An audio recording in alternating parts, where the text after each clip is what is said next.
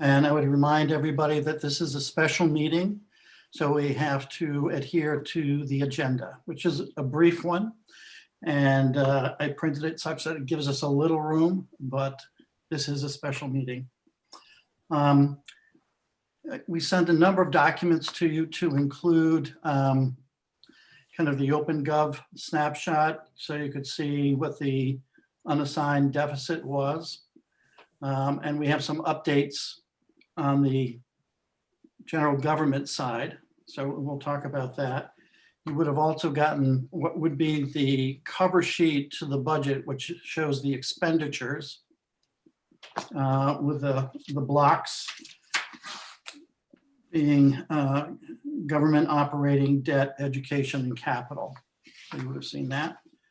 Beside that, you would have gotten reports for profit loss for general government and for Board of Ed. You also would have gotten the tax report. So those last three reports, review them at your leisure unless something pops out. I believe Mike Anderson just came in. So Mike is with us. So what we're trying to do is really hone in on the past couple of meetings, conversations. I think the biggest piece has been the Board of Ed budget. And you would have also had a recent iteration from the chair of the Board of Ed, Christine Wagner, relative to how they would meet the 2.1% budget. And so there was an iteration there from the last one we had seen. So I'm going to turn it over to Christine Wagner just so she can talk to that briefly and give any clarification or answer a question if there should be one. Christine? Thanks, Dan.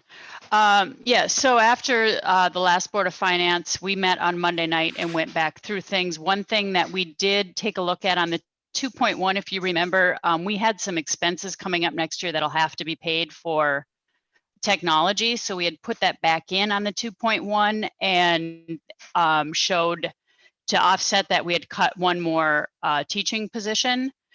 But what we did is we went back and we took all of that technology out and put the literacy specialist back in on the 2.1. Because when you see the March financials, we're hopeful with where we end up in the year end that we might be able to fund that technology piece. One thing to just reiterate on that with the 2.1, I know none of the Board of Finance was at the meeting on Monday, but a lot of really good discussion, a couple of things you guys should be aware of. The state is sending down expectations of, where they think we're going to end up with having to fill the need of special education. We're going to have to make up a lot of lost time and lost hours with special education next year. It's going to be really difficult to fund it. They're looking at things like extending the day out for special education, which means additional busing. So we're really concerned. Sue Costa, our special ed director, really expressed some concerns with losing that special ed position. The other thing is with support staff, we have kids that are going to need some significant support coming back to school in the fall. Not just special ed kids, but all of our kids are going to need support. They are doing distance learning right now. It's very challenging. We're doing a very good job with it, but it's still going. There are kids that are going to be falling behind and we're going to need to bring them up to speed. So cutting those kinds of positions is any positions at this point, we are going to need all hands on deck this fall. Our other concern again is busing. How is that going to look? And then we had a lot of parents and teachers parents and actual students calling in on Monday night, really concerned about us cutting sports, expressing over and over and over again how they don't think that's a good idea. So there was a lot of concern about this 2.1 budget look. So I just want you to be aware of those conversations. I've had some emails and reach outs from parents as well about concerns about cutting support in sports. And then I guess my ask would be moving forward. I know the selectmen always send a representative to our meetings. And I think it'd be really helpful for you guys to see some of the hard work and some of the things we're doing during our meetings. It would really bring to light some of your conversations. I think it would show some collaboration. So maybe moving forward, if you guys could put a liaison in place that could actually come to our meetings. I know you come when you can, but there was so much good work done on Monday night, and I can't take an hour and a half to tell you about it, but it would be helpful, I think, for you guys to see that other side. So that's kind of the change that's on that 2.1 at this point. And it is about we're still about $1,300 shy on that with making those switches, but there's some things that are never absolute in the budget. So we think $1,300 is pretty close to what that 2.1 looks like. Okay. One, I think having a liaison to the Board of Ed meetings would be beneficial and fruitful. So I do think it's a good idea. I know in the distant past, we had done that, but there's no reason why that shouldn't be picked up. So I think the only problem we had with it, most of our meetings were coincided. In other words, they were on Wednesdays. And your meetings are at 6 though, Christine, or? Well, right now they're at 6:30, but I think moving forward, we can certainly take a look at that. And if we need to make some changes to that so we can all collaborate and work together a little bit, I think that would, be good for all of us. Yeah, I think that was one of the barriers though, was. Yeah, the so times maybe where- we'll look at scheduling and Right. start discussing that, and see where we're at with that. Changing it now makes some special meetings, but that doesn't mean we can't adjust accordingly. And our last 3 or 4 meetings have been at 6 o'clock, which even if you guys could have caught the first hour, would have been nice as well, because we're usually shooting over here at 7 o'clock. So you typically Right. would have been able to catch it. So, but we can talk about that further. I just think Yeah. it might be a nice idea. Yeah, to make it work. Yeah. Certainly. Okay, to kind of recap for Board of Finance members, what Christine just presented in a summary is that the middle school sports still would be out, as opposed to losing both specialists, the literacy and math literacy would be in. And again, it probably puts a program that falls a little bit short relative to how they have hopefully wanted to bring forward the School of Choice initiative. So we compare that to the 2.85 that was proposed, that gave the capability of leaving in middle school sports and maintaining both the math and literacy specialists. And the difference there was in numbers where, we were talking, let's see here, roughly $100,000 more to be at the 2.85.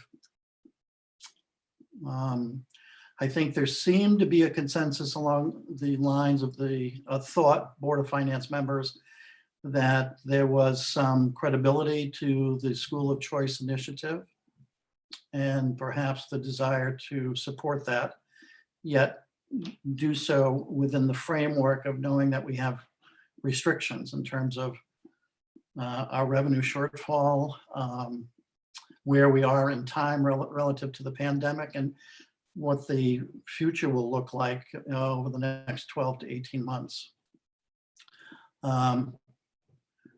So any comments to what I've just said and what Christine added to the conversation from Board of Finance members?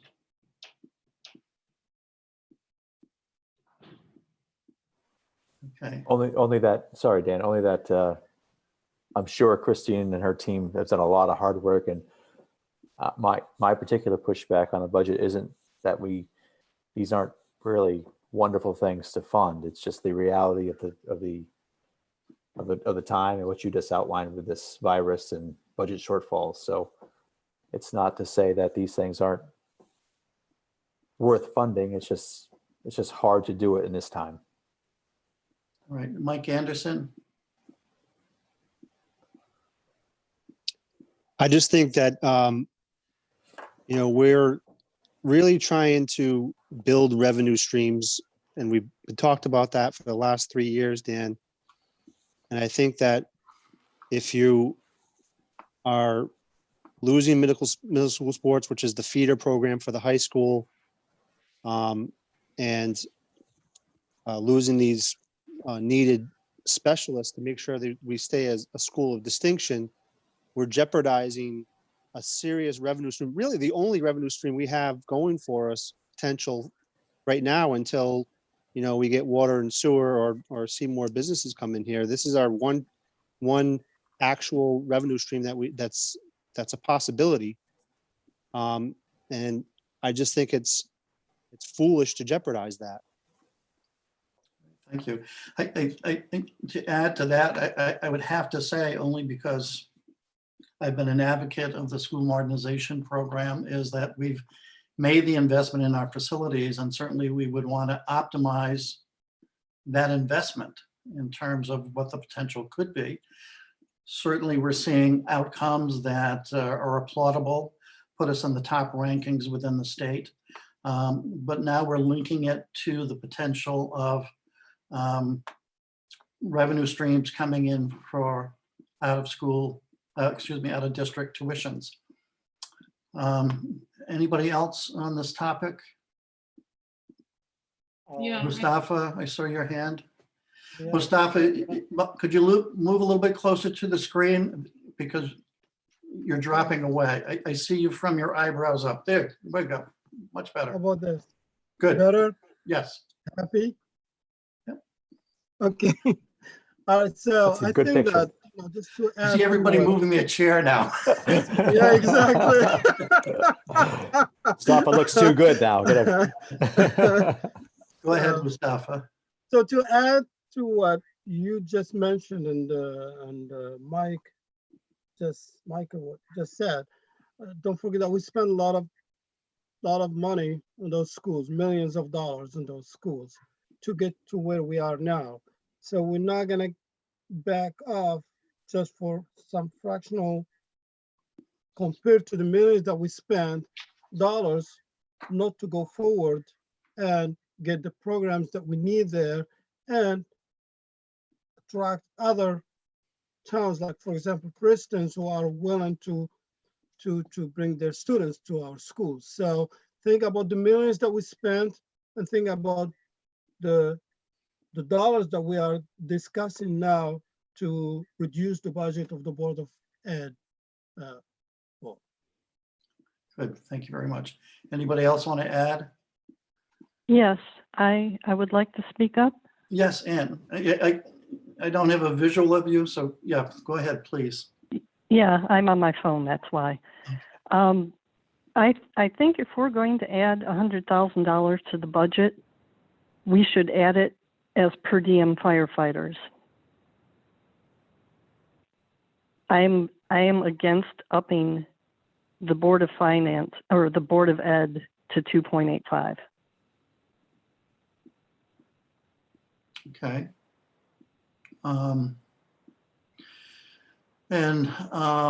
To bring up the other issue, I know that the Board of Selectmen did review the volunteer fire company's request for 2 per diem, which would be an ongoing $100,000 per year. And I think Mike Urgo is on. Mike, if you want to just comment on that issue. Sure. Yeah, I mean, we had talked about this very early on, and really, I think I've kind of mentioned a few times. We're not disputing the request. It's the first year that this request for this funding has come forward. It came forward, and at the time where we had already anticipated putting a committee together to look at this, to look at the operations of our emergency services. When this request came forward, really unexpectedly for us anyhow, we moved quickly to appoint that committee, have appointed that committee, and that committee has had now its 3rd meeting as of today. And they have a 6 to 9 month assignment to do some analysis on the best course of action with regards to the public safety situation, as well as looking at what other areas, not just locally, but even, nationally, looking at some best practices. So we don't dispute that we want to make sure that that is taken care of, but the selectmen unanimously are not in favor of moving that forward at this time. It's not that we don't see the potential need. We're trying to balance many, many things, many requests. And, I think the comment had been made that, this is something that had been identified as a need for a number of years. I think even 15 years it has been said. And certainly if it's gone on that long, we don't want it to go on any longer.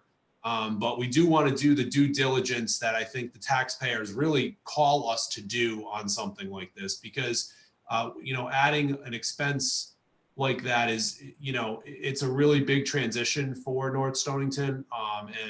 And so we just want to make sure all the homework is done, and we have put a very short time frame on doing it. So the selectmen, have not changed their position on that. And we did, however, make the recommendation, make the recommended cut that the Board of Finance asked for last meeting, and that was to reduce the 108,000 in roads. As I said last meeting, we will continue to try to do the work with funds that we have, town aid road from the state, and we will move some priorities forward, just not quite as expedited as we had planned on. So that's really that's the updates from the Board of Selectmen. Thank you, Mike.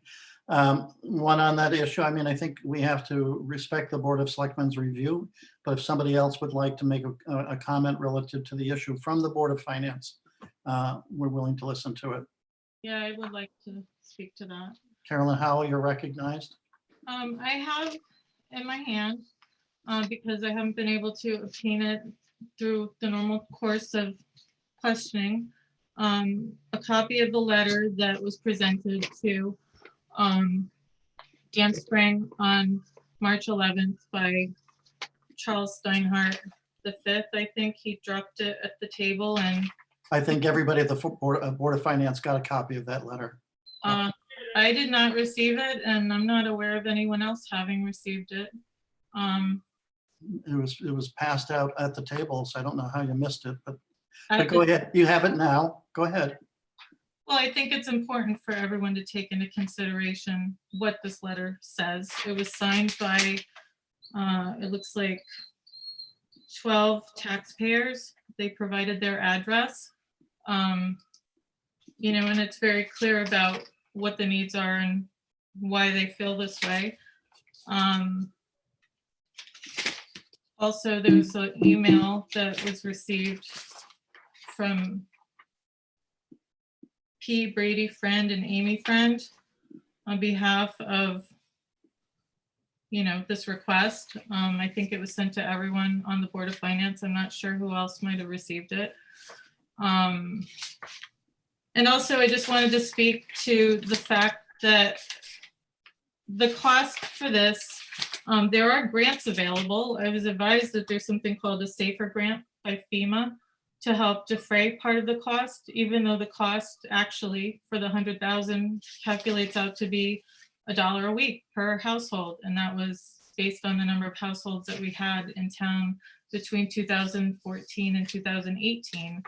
And when people say that it doesn't matter, I just want to give you an example of where this might make a difference, just so people can think about this and think if they're willing to sacrifice $1 a week. Perhaps a child at the school during the work week when we have less firefighters available gets stung by a bee or has a reaction to food and they go into anaphylactic shock. Say that there's nobody available to respond. What's going to happen? Are you willing to take that risk and that responsibility? And we're talking about children here, at a cost of $1 a week per household. I'm not willing to take that risk. And I respect the selectmen and the process that they want to go through, but I think it's very disturbing to me how simple it is when the school asks for $100,000, everybody can just pull it out of their hat. Our firefighters are running their entire operating budget basically for the same amount, around $130,000 a year to provide public safety to our town. They are stretched thin. It describes it in this letter. Is the letter posted on our website so the public can actually read it as well, since it is correspondence? Jan? I didn't post it. Again, this is something that gets funneled through Board of Selectmen, so it's the Well, it was biggest areas of the The town. Board of Finance. It was written to the Board of Finance.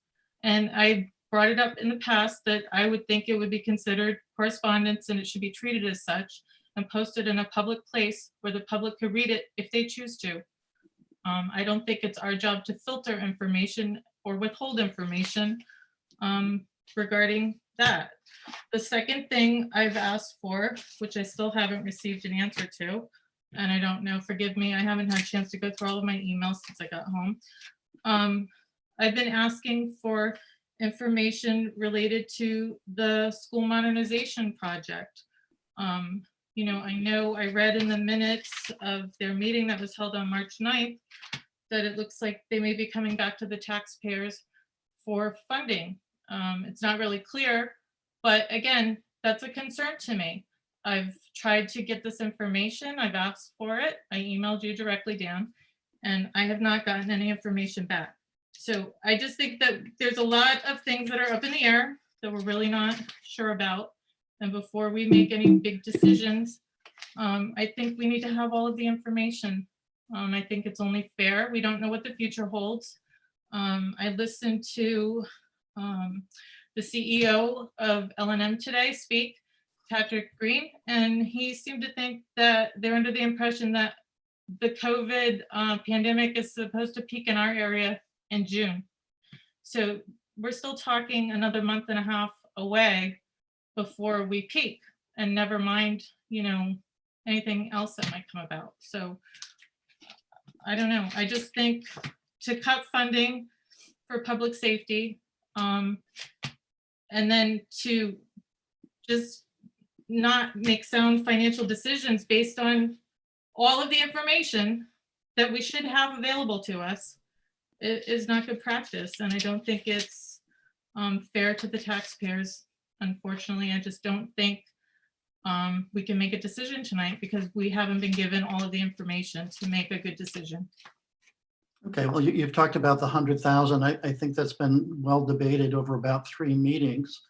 And relative to public input, I mean, I know that you did put in a letter to the editor at Westerly Sun, I believe, that I read, supporting the 100,000, and that, in your opinion, as a taxpayer, was a higher priority than other things.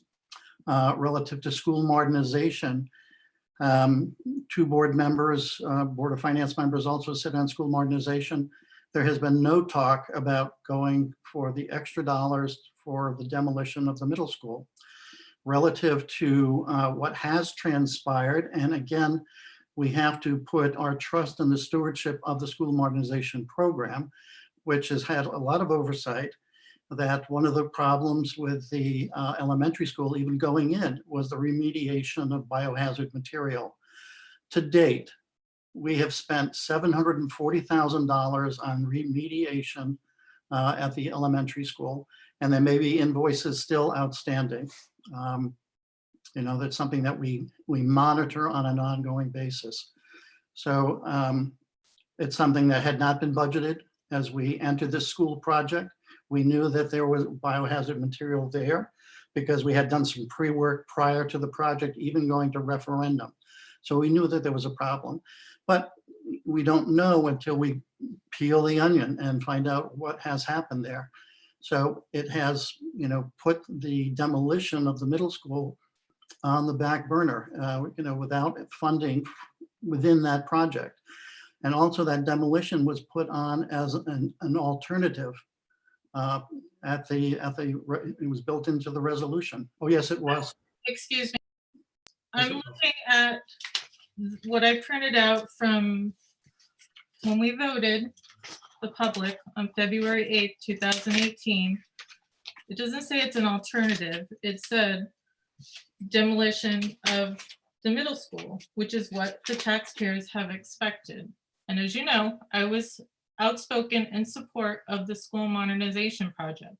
And I was still under the impression, and I've not been led to believe otherwise, that the intent was not to tear down the middle school. That was supposed to be a part of this project. Yeah, Sorry. may I comment, Dan? Yeah, please, Mike. Just so you're aware, Carolyn, and I have made a number of statements publicly over the last year, because it's come up very recently and through the election process, that middle school tear down certainly was something that was part of the scope of work that we wanted to do. However, the School Modernization Committee, was formed in a different way previous to me being here, unlike the Center for Emergency Services Committee, where they had the ultimate authority to make decisions based on getting the project done within budget. And because that was an alternate, I'm telling you legally, because I've already talked to the attorneys about it probably over a year ago. So that is the case. It's been well publicized. And certainly I think we're getting a little off track here as it relates to trying to get a budget done for consideration for the voters. That committee's done a great job of staying on budget, really in one obstacle after another coming their way. I mean, even the COVID here at the very end of it, they should be commended on the fact that this project is still on track to be on budget, and what a beautiful facility it is. So I'm not discounting the work that the committee has done. I was looking at meetings, watching what I could online. I went through all of the minute notes. I have the ones here from March 9th, where number 6, it says rebid demo discussion. D, go to state for additional appropriation. If they agree, could go back to the taxpayers for additional funds. This is in their minutes.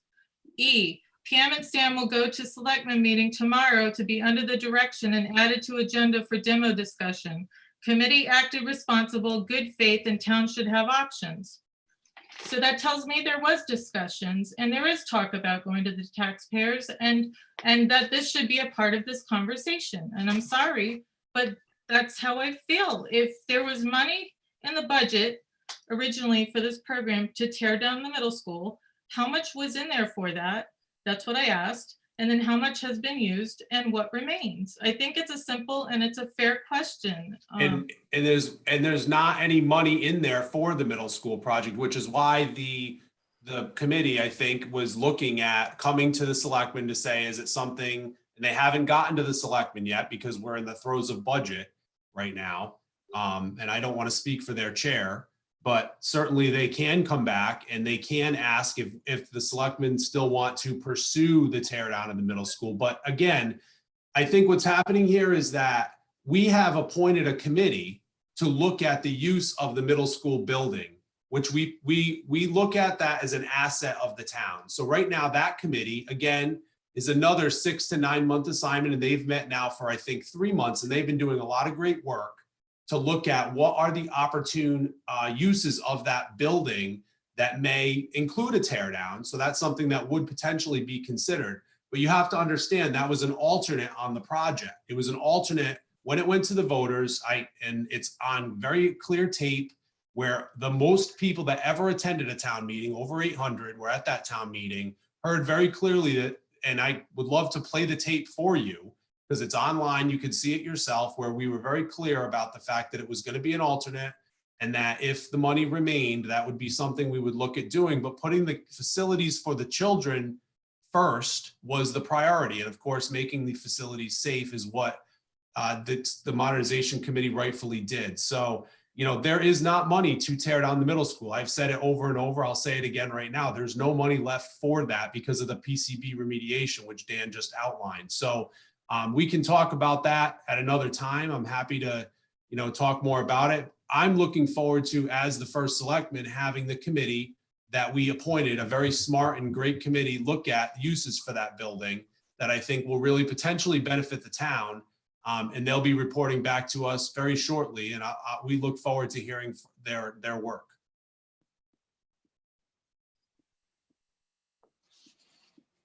Are you all set, Carolyn? Well, no, I'm not really, but I'll just yield. I don't agree. I think that people unfortunately were misled in that regard.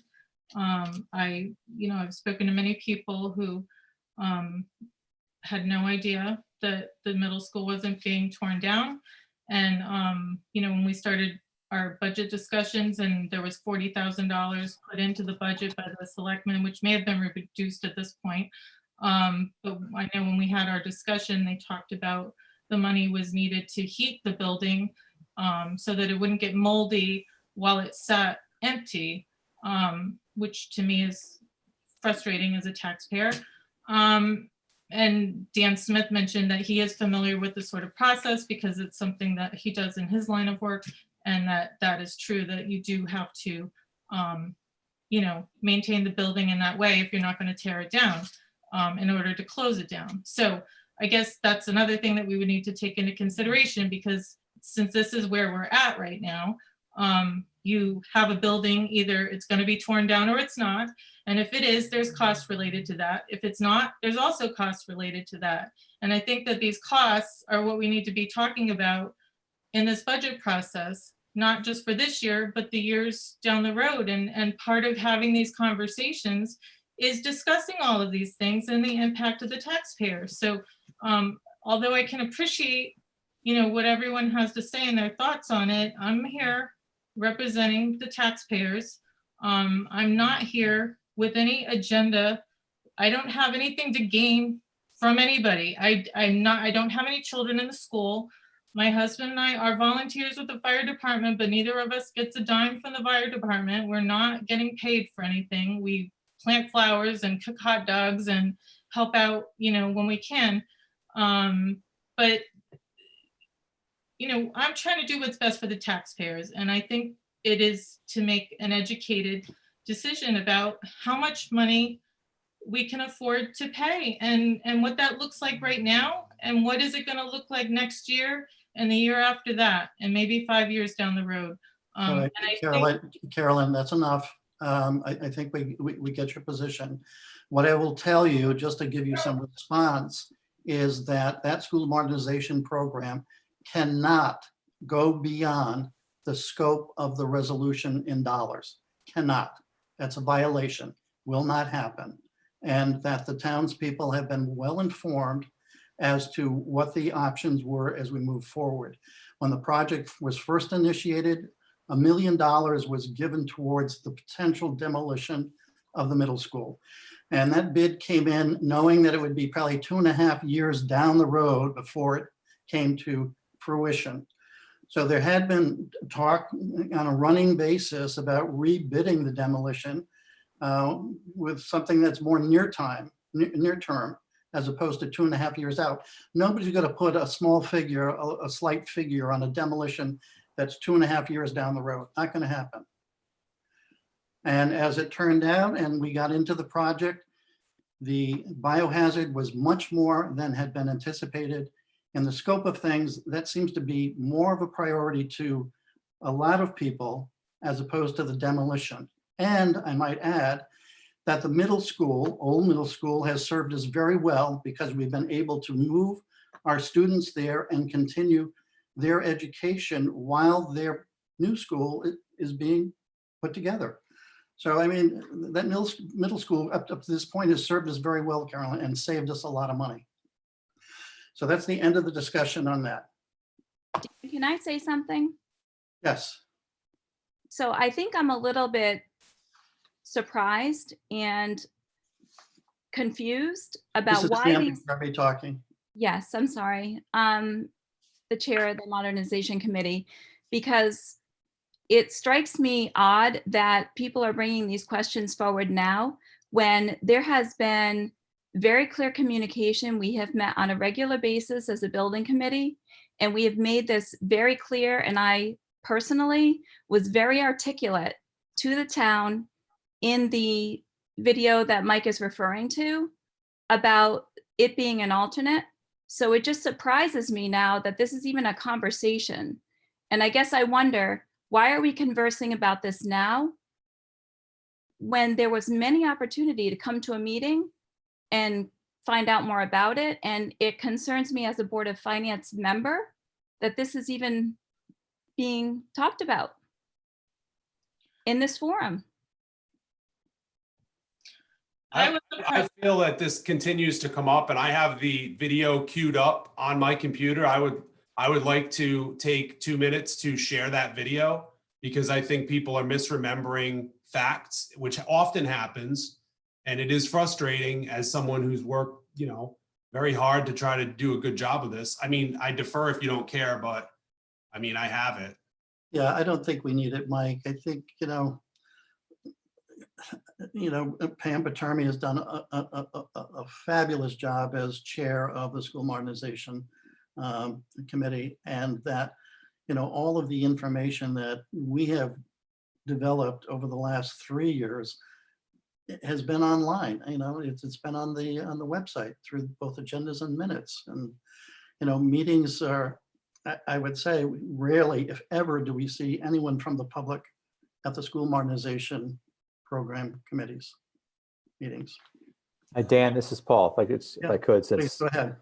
I'm trying to think back to way back to the days of the vote. I am with Carolyn also, that I believe what we voted on was that building coming down as part of the project. I understand we had to move the goalposts because of the remediation we had to do, and I understand that. But I think, to be fair to her, the way I remember those votes happening, the couple when I first moved into town, was that the demo of that building was part of the overall project.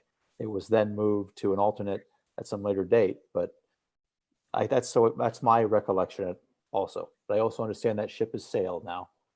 And Paul, that's not factual.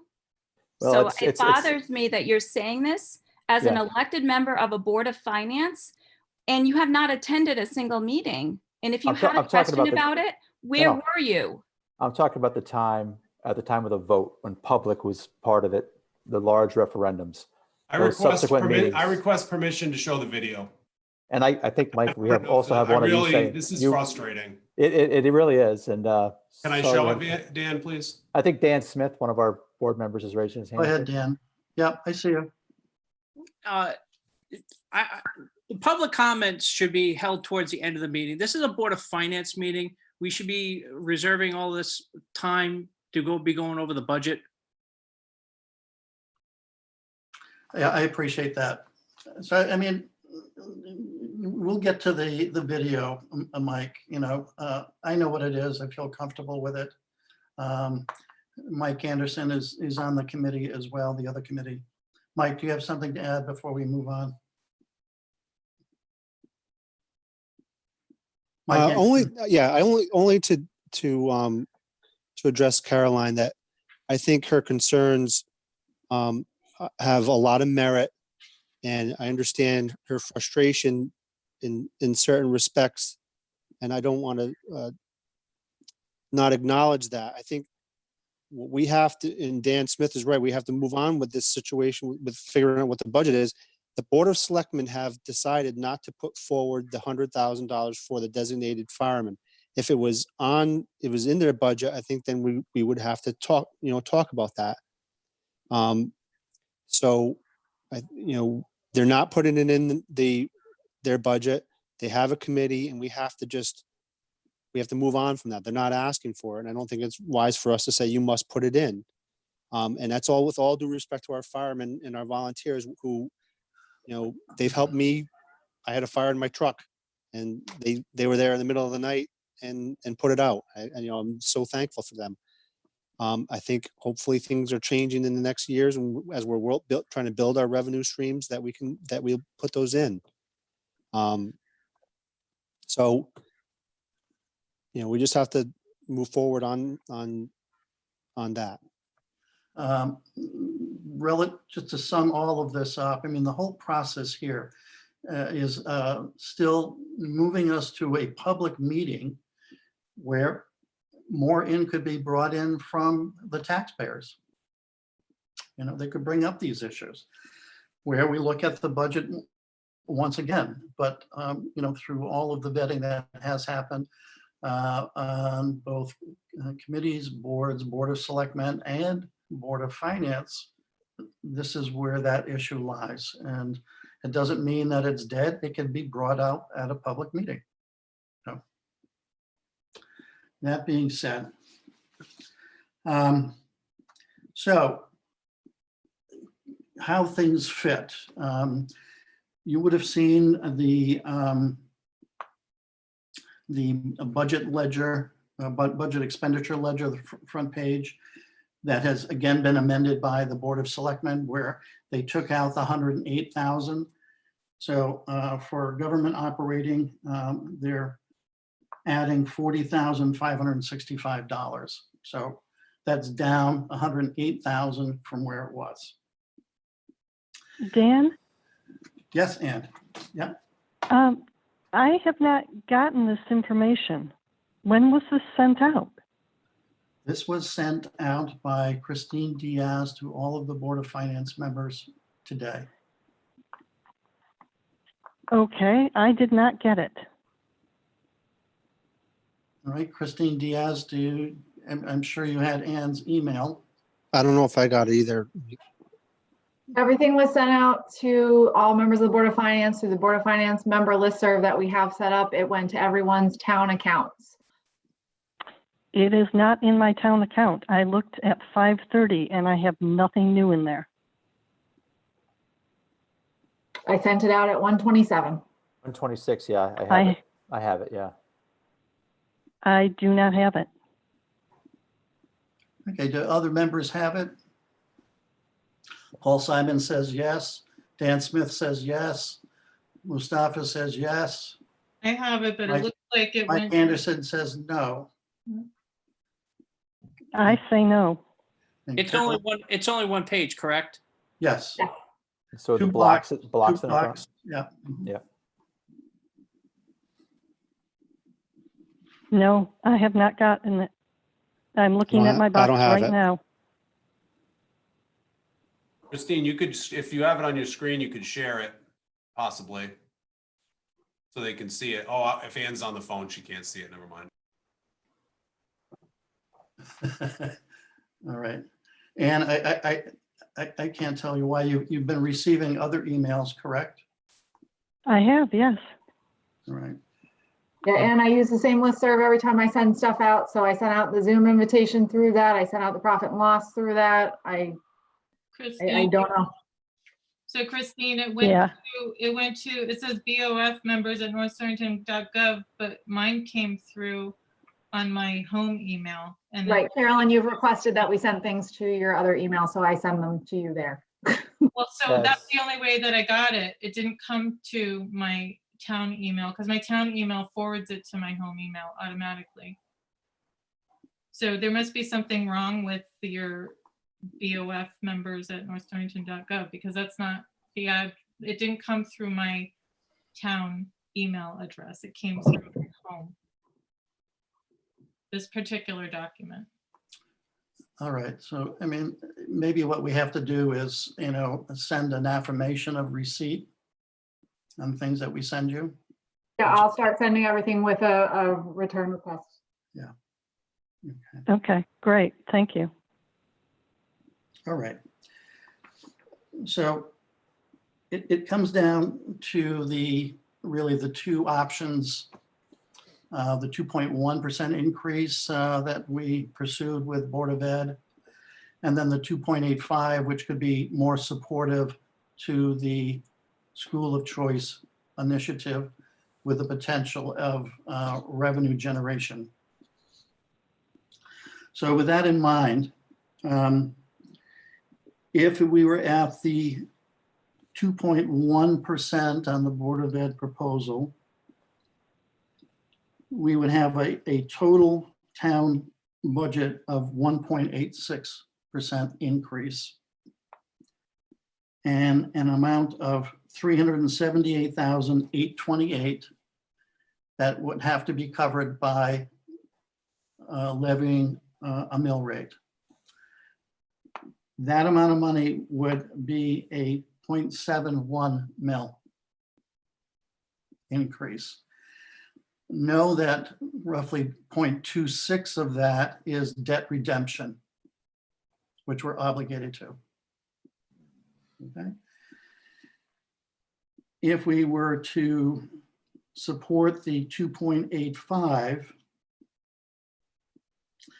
it would be a total budget increase for the town of 2.33%, where we're now at an increase of 473,534, which would have to be supported by a mill rate increase of 0.89. Okay, so now that you have that, the other issue that we have is we have a revenue deficit of 225,232, which we've discussed at length. Whether or not it should come out of unassigned or whether it should be part of the tax increase. If we were to add the 225, 232 to the two numbers I gave you, the first proposal would put us at a mill rate increase of 1.14, and the latter a mill rate increase of 1.3.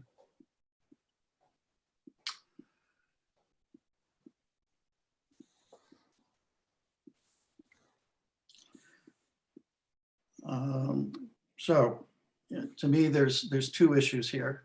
Whether or not the Board of Finance supports the 2.85 in order to move forward in a more robust way, the School of Choice initiative. So Dan, those would represent increases to taxpayers' mill rate in the round numbers 4 and 4.6% overall. Those are about right. Actually, if we were adding the 2.25, the revenue shortfall, Yeah. the first proposal would put us at a budget increase of 2.97%. So and you're the latter of 3.4%. and you use mill increases of 1.3 and 1.16 1.14, over 29. yes.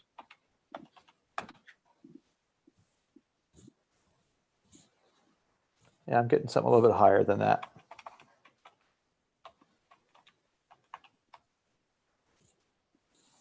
Maybe somebody could check my math. I was still getting the 4.6%. Paul, are all you in. talking about the budget percent increase or the overall increase to the taxpayer? Always overall impact to the taxpayer. Okay, so Dan, I think that's where the difference is. I could be wrong, but that's No, what I you're, think. no, I think that could be right, because I know that there's a lot of different factors, right? Whether it's income or loss of funding from the state or increases in operating budgets. I think all in, that's why we're here, right? To talk about impact to the taxpayer. And I'm getting that for round numbers, 4% for if we went with the 2.1 and 4.6-ish if we went with the 2.85 all in. Assuming we just do it, well, it's still that's a percent tax increase, and how we fund that, that's what we'll discuss here tonight and subsequent nights, but they feel like lofty increases to me. Mike Anderson, Just a point of order, Dan, that the Board of Education is not, I don't believe, has put forward the 2.1 budget. They didn't vote on that budget, so it's just not a budget that they voted for. So I just want to make that a point of order. and what was the budget that you voted on, Christine Wagner? So when we came forward to you guys, we voted on a 3.27. And then you asked us to make some cuts and we looked at 2.85. You then asked us to show you what 2.1 would look like, but none of us are behind that and none of us approved that.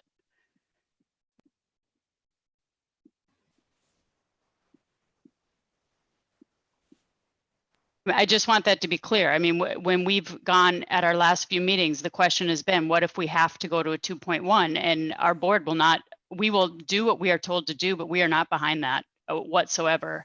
So those are not our cuts. We have to approve our budget to bring it forward to you, and we have not approved 2.1. We were just asked to show what that looks like. So we have no approved Board of Ed budget at this point. Not at 2.1. How about, Dan, is that true with the Board of Selectmen too, or we have an approved budget from Board of Selectmen? Mike, can you answer that? Oh, no, we approved our budget last night and sent it to you as a recommendation. Okay.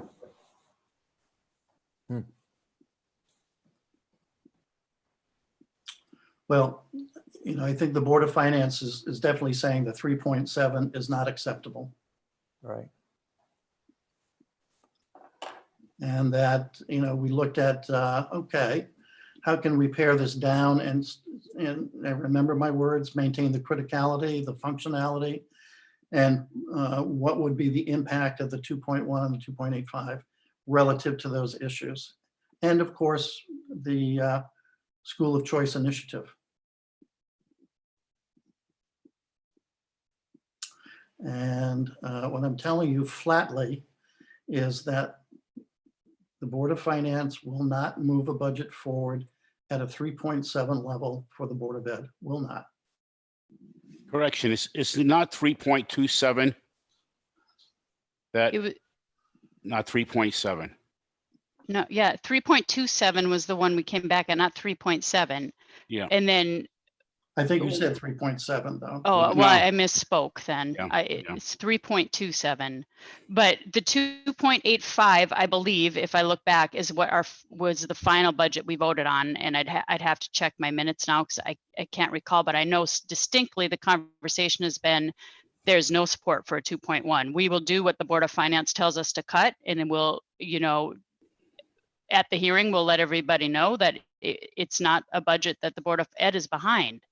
I can't get the votes on it. Nobody's going to vote for that. So that's been the discussion. I just wanted that clear when you guys decide the final number. And I understand that we'll do what you tell us to do. But when we bring our budget forward to you, it's a voted on budget. And the 2.1 was not voted on.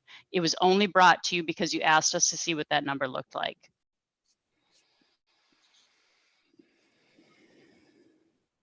Okay, so I think we have to find the level of support, on the Board of Finance between the 2.1 and the 2.85.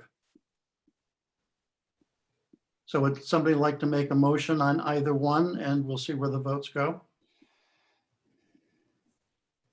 Mike Anderson?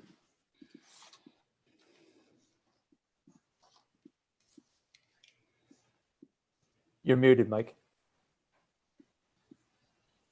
Sorry. No problem. I'd like to make a motion to put forward the 2.85% number.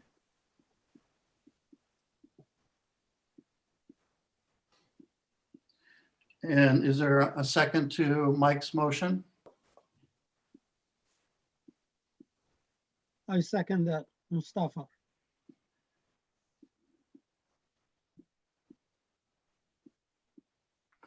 I think we've discussed this at length. Is there any further discussion?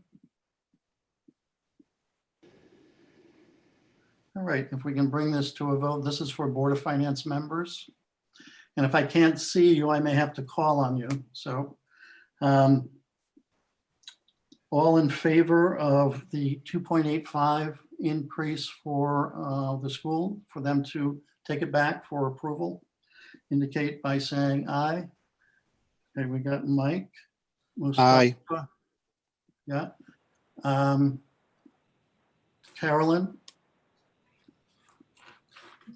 No, I'm sorry. This doesn't sit well with me, this whole, I don't think we have enough information, regardless of all the things I've talked about tonight. I can't in good conscience.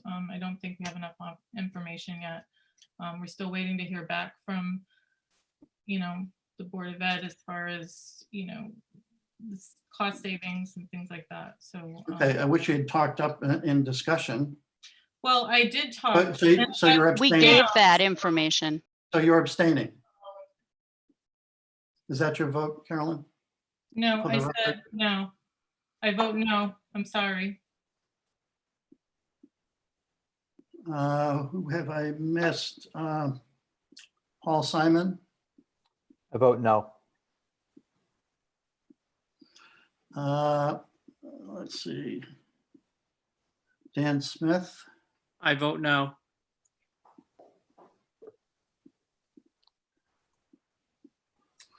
and so only my vote remains, and I vote yes. So it does not pass.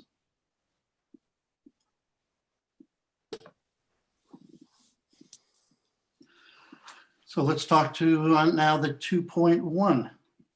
Who would like to make a motion on the 2.1 proposal?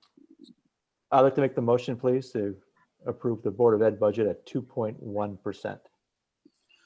Paul Simon. Is there a second to that?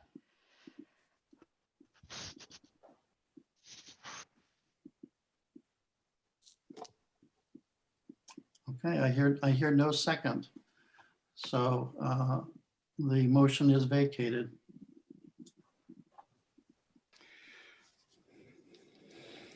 Okay. For the Board of Finance members, I mean, we have to move this forward in, a reasonable way in terms of what's going to be the right thing for the community at large. And try to keep it on a timeline that could make sense relative to July 1st and the potential of a public meeting and a town meeting, excuse me, public hearing, town meeting, and a referendum. So at this point, you really haven't helped me develop guidance to the Right. Board of Ed. So where's your sense of responsibility here? Excuse me. We've asked for information that has not been forthcoming. So Carolyn, if I can take a moment, Carolyn, you've asked specifically what savings they might have in this current fiscal year. I've asked for other information as well, and it's not been forthcoming. I'm sorry. And everyone who's sitting here tonight is not aware of all the questions. I have pages and pages of typed notes of information that I have requested on behalf of the taxpayers of the town of North Stonington so that we can make educated decisions based on data, accurate, factual data. So I'm very sorry. I know a lot of people are probably very upset with me right now, but I'm sorry, I can't in good conscience, without having all the information that we need to make good decisions, make a decision. And I am supportive of the schools, but I'm also, I was elected to represent all of the taxpayers, and I think we have to do that.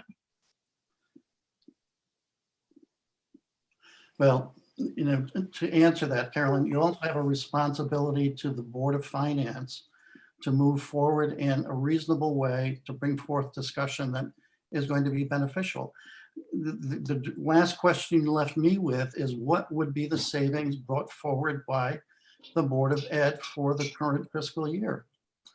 The chair of the Board of Ed answered that by saying it would be too early for them to do that they're willing to do that, but we don't have that. And they have discretion over their budget.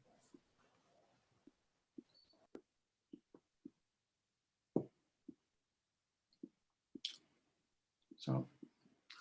Can I have, Go ahead, Mike.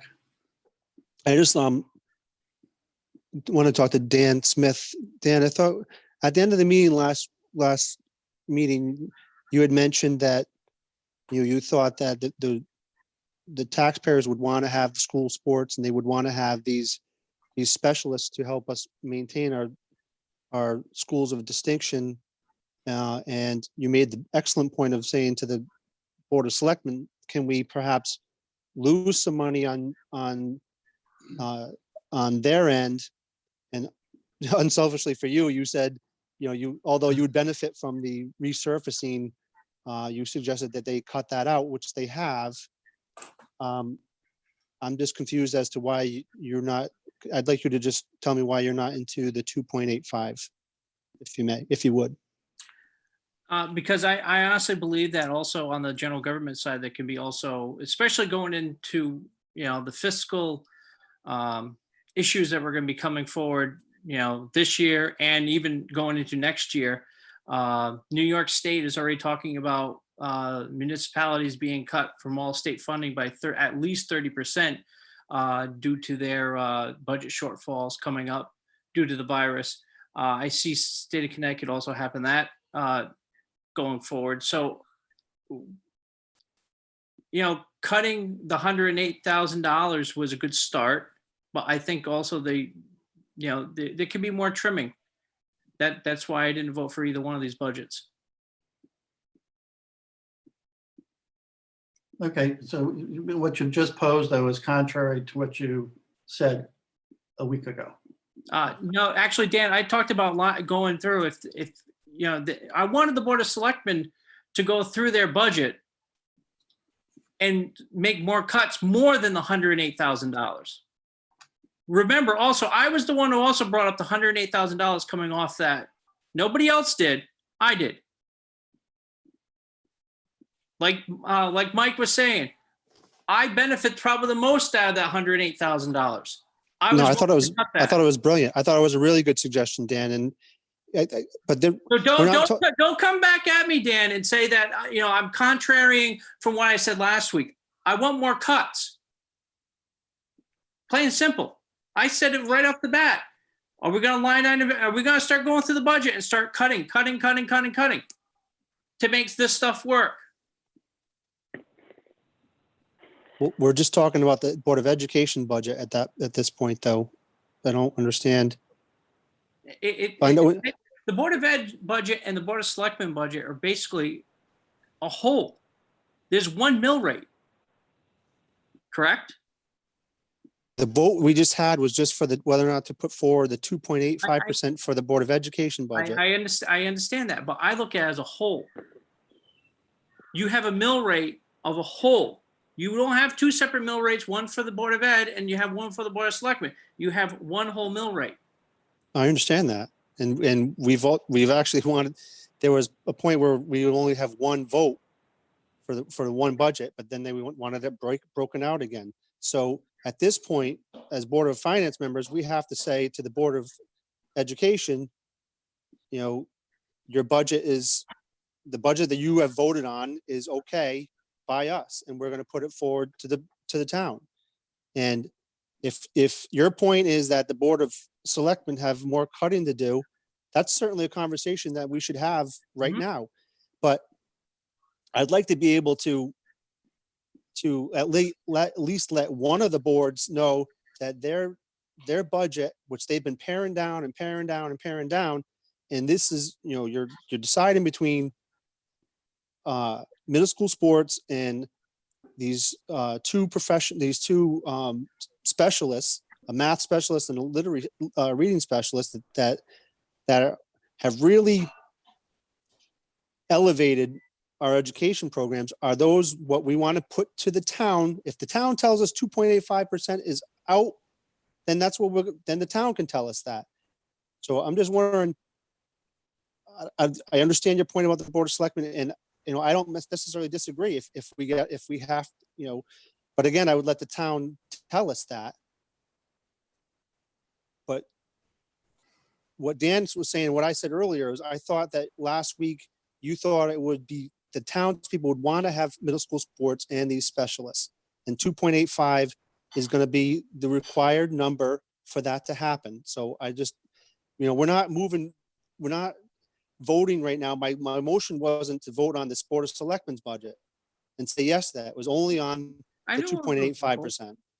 Okay, I have no further comment. So Dan Spring, is it time to kind of reset this thing? I mean, I know we're talking about the Board of Ed right now, but I think Dan has hit on something too. We're looking for overall impact to taxpayers. So I know early in this process, you talked about what the mill rate increase, and maybe this is a question for Christine, what the mill rate increase would be with everybody having a flat budget. And wasn't that, Christine, somewhere around 3/4 of a mil? Well, I'm not exactly sure what your question is. Can you repeat it? Sure. Again, this is with Dan's permission. I'm asking if we can kind of reset the conversation. If no one got anything, what would the mill rate increase be just to fund people flatly? Knowing that we have to pay our bills, knowing that we've lost income. I can tell you what it would be. It would Thank be the debt redemption that we have an obligation to, Paul, Yeah. of 0.26. And we still have the issue of the shortfall in revenue Sure. of 225,000. So about $500,000. Yes. All right. Just, and that is what we're going to try to tax folks on to regain. So we can do nothing, and everybody is going to see a tax increase this year.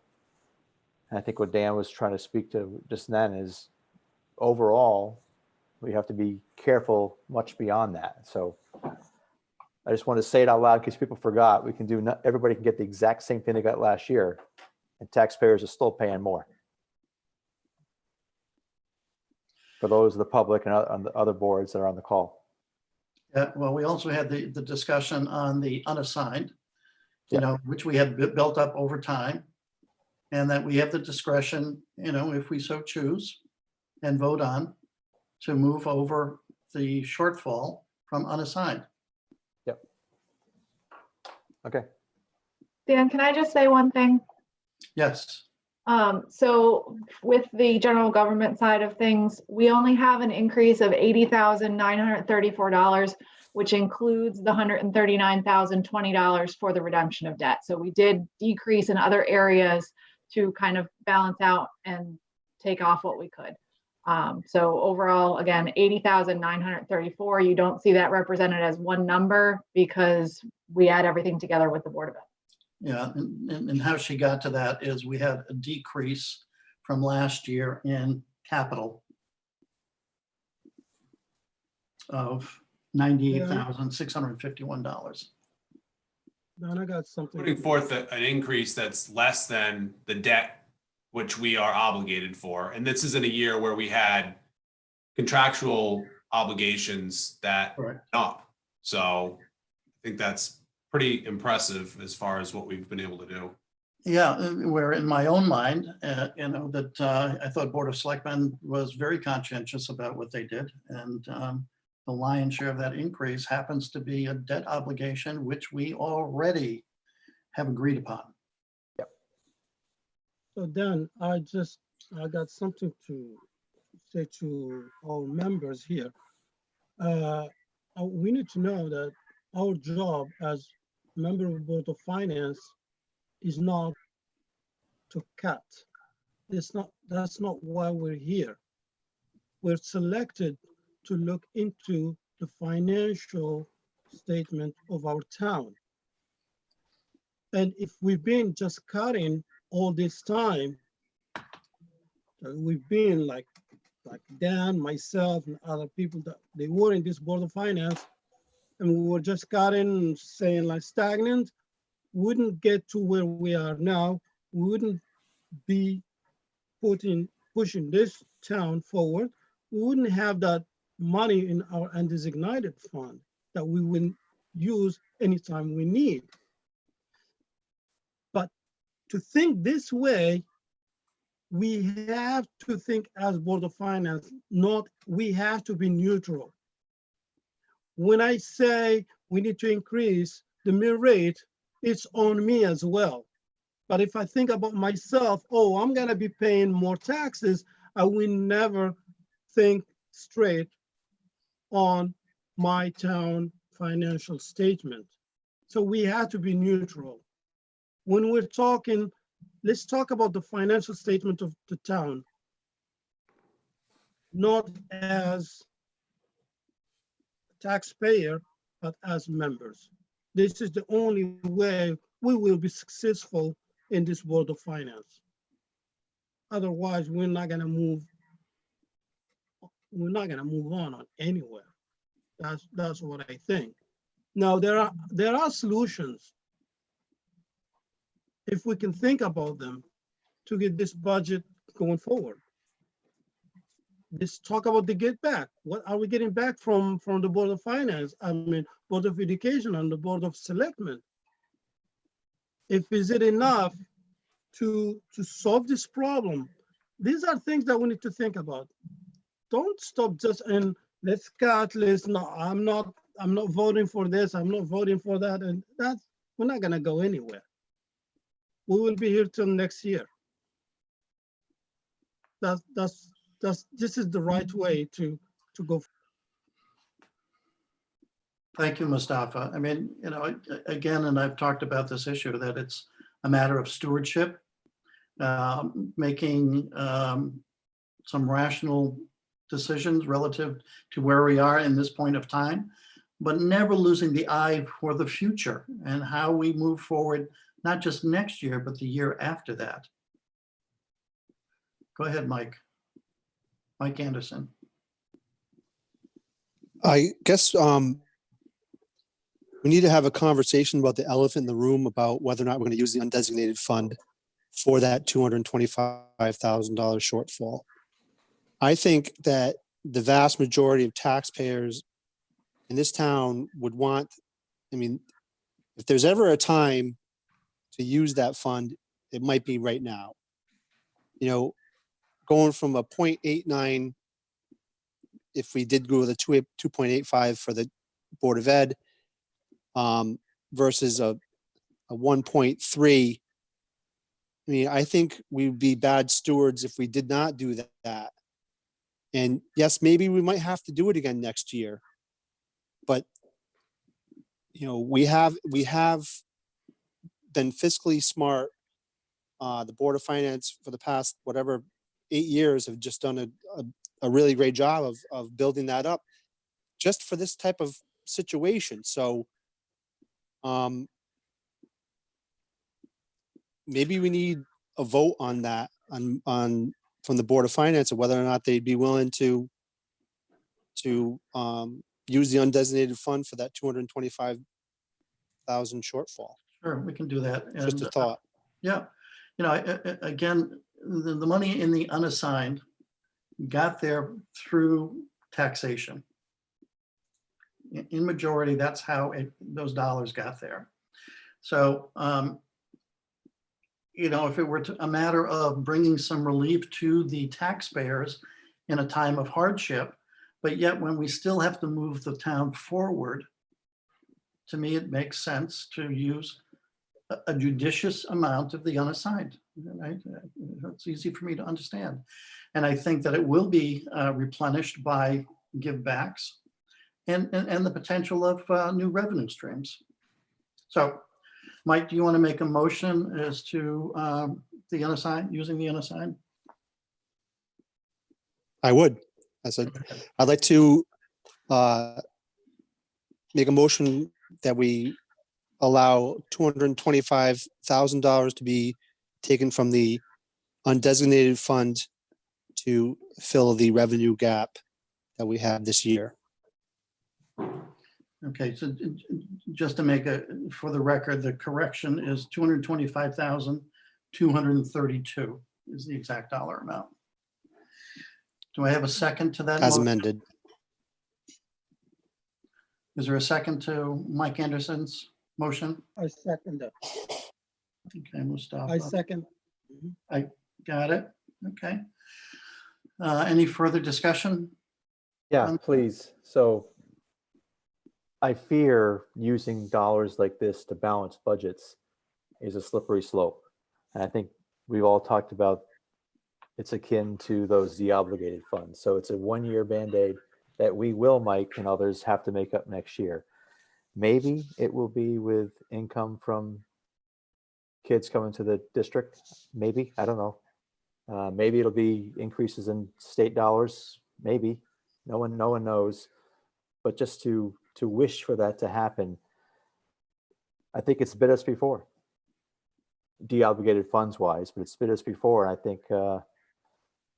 think we should be really reconsider it. Any other discussion? Dan Smith? I'm in the same boat with Paul on this one. you know, if we do it this year, we're probably gonna have to do it next year, and there's a very good chance we'll have to do it for a third year. Are we prepared as a board to do it 3 straight years in a row? 2 years in a row? Are we? That's, you know, at some point, we're gonna have to refill that undesignated fund at some point. You know, it's not an endless pot of money. Okay, any other discussion? Yeah, I'd like to say something. Go ahead, Carolyn. I'm not opposed to using the undesignated fund, but I'm not saying that I think we should be doing it tonight during this conversation. And I think if we do use it, then it should be put back. And it shouldn't be used every year to balance the budget. Obviously, we're in a bad situation right now. But I also, I just ran to grab this article that Heather Summers put out today. And, you know, in it, she was talking about the hit that the economy's taken regarding tourism and how that is going to impact our state tax dollars. And also, it's talking about, you know, Connecticut needs to defer $353 million in scheduled state employee pay increases because of our current situation. So I think we just have a lot to talk about. And I'm sorry, I know, like I said before, I don't think we can make a good decision tonight because I don't think we have all the information that we need to do that. And it's very unfortunate, but it's just where we're at right now. Well, relative to state revenue, certainly there's going to be a hit, and I think that's been well publicized. I think to that point, you know, we have to be judicious in how dollars are expended. There's no question about that. I think that's part of our responsibility here. And the other is, though, we've long said that we cannot depend on the state. And that's one of the reasons why that undesignated fund was built up, because we have to see to ourselves and how we want to be structured as a town and move the town forward. I agree, we have to be able to sustain ourselves. However, right now you are depending on the state. We're depending on the state for a lot of revenues, especially for our education dollars. And that's my point. I mean, I think the selectmen have done an excellent job at cutting their budget and maintaining things and coming down and being efficient, and I commend them. I know it's not easy. All I'm saying is that I don't think we have enough information because we don't know where we're going to be. I mean, maybe in a month we'll know where we're a better place, you know, but right now I don't think we have enough information. Well, I would say that the state, even in a month's time, is not going to give us a total picture of what the impact would be for the next fiscal year or the fiscal year after that. They won't, because this is kind of rippling along. You know, what I would have to say is this pandemic is a transitory event. And I'm in the financial industry. I'm very, very familiar what it's done to the debt market, what it's done to the capital markets, and so forth. But to put us in a mire, you know, not moving forward based on the pandemic that we know now, can be a fault. I think we have to be considerate of it, but we're talking about 1 year from now and the year after.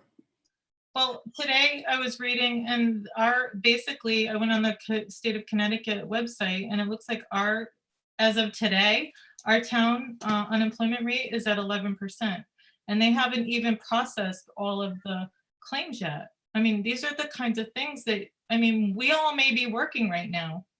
Everyone that's sitting here, I'm working, but I know a lot of people that are not working. They're not getting a paycheck. They haven't gotten any income yet, even though they've been out of work for 6 weeks. So, I mean, that's a big concern and I don't take that lightly. You know, I'm paying my bills, I'm getting a paycheck, but there are a lot of people that are not. Well, you know, relative to that, I'm sympathetic to that, Caroline, you know, but we also brought this town forward from the Great Depression of 2008 and 2009. And we've done a pretty good job over the last 10 years. And Mustafa has been part of that legacy. You know, so But what happens, Dan, say we have a hurricane, a flood, a blizzard, I mean, fires, there could be all of these things, natural disasters. We have to be very careful about our undesignated fund because although we're in a financial emergency right now, I mean, we could have a natural disaster and really be in a world of hurt, and we will need that money just to, you know, help our townspeople. You know, we saw what the floods did, how it took out bridges and how it affected everything. I mean, Carolyn, back then in 2010, I would tell you we had less than 2% in reserves of our expenditure budget, 2% less. And when I came on board and Mustafa happened to be with me, we set the strategy to build the unassigned. So I'm very sensitive. And heretofore, most people didn't even know what we had in reserve, to include yourself. And that we built it up. And I've talked about the unassigned, and I've been always treated it like the, you know, the sacred cow. You know, we don't want to take from it. But I'm suggesting it relative to your concerns that, okay, you know, there's a little bit of hardship here, and maybe we have to use some of that rainy day fund to help ease the pain. And, you know, personal opinion aside, we have to look at what is the most rational thing to do relative to moving the town forward into the next fiscal year. And, you know, I'm not going to sit here and try to predict the totality of the pandemic. I can't. I have to deal with the facts as I know them today. Mike Anderson.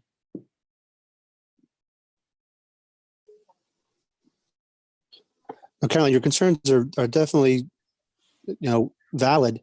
And I think, I mean, this is the disaster that we're talking about right now, that we need to keep this mill rate down as much as possible. And this is the time to use, I don't want to use the undesignated fund. I mean, we have really, and I don't think anybody on this board, I think this board has been very, you know, for the 3 years that I've been on it, and I know because they've been building it, that it is something that we consider untouchable. And we've faced many meetings with townspeople saying, why don't we use this? Why don't we use this? Because it is the townspeople's money. But this is the time to do it. I mean, and to your point about we don't know what's going to happen, I think, you know, this pandemic is going to ripple down. I think it might ripple down into the next negotiations with teachers unions, where, you know, they're going to have to make certain concessions, knowing that the state, you know, the state funding might not be there. You know, they're going to be hit too. And I think that's going to have to be a consideration. I don't know if Peter can speak to that. I don't know if it's really the time to do that, but I think that's, you know, our fixed costs may be less in the future because they just have to be, because everyone here understands the reality of what's going on. So I just thought I'd make that point. So you're a man of great faith, Mike. I mean, it's all just crystal ball stuff. I just think we have to work. Well, it's just as much as Caroline saying that we're having something bad happen. I'm a cup is half full kind of guy. Yeah, no, that's great. To me, the more and more we talk, the more and more we just need to hold things down, status quo for now. Budgets increases it's not the right time. We got to increase taxes just to make everybody whole. But again, support increases to operating budgets. It's just, I'm glad we're talking about that. I'm feeling worse and worse about it the more we talk. Is there any further discussion relative to the motion on the floor? If not, again, we'll reiterate the motion. Mike, best you can. I can give you the dollar amount, $225,232.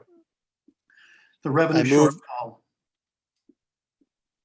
I'm moved that the Board of Finance authorize taking from the undesignated fund $225,232 to plug up a shortfall in our revenue. Okay, and that was seconded by Mustafa. We've had discussion, so if we can take it to a vote. Again, I may have to call on your name to get the vote if I don't see you. All in favor, Mustafa, because you're on the top of the screen. Where are you? Yes or no? I'm gonna, yes, but just in one condition. I mean, money that we're taking at some point need to get back to the end of Ignite. But I would say yes to solve the issue as of now. Okay, Mike Anderson. Yes, Okay, I obviously, our goal is to get it back, obviously. Carolyn Howell. Is this money, this is to shore up this year's shortfall, correct? Yes. Mhm. So to make the town whole for this year? Yes, on the revenue side. Yeah. Okay, so I would approve that as long as it goes back in. Okay. Dan Smith. I vote for that. I'm with Carolyn on it. It should go back in also. Okay, Paul Simon. I'm going to vote no. I think everybody, how we preface this or had these qualifiers is you can't do that because you don't know what's going to happen next year. So for those of us who voted yes because we have a promise that it's going back or hope that it's going back, I think that's the wrong way to vote yes on that. Okay, and my vote is yes.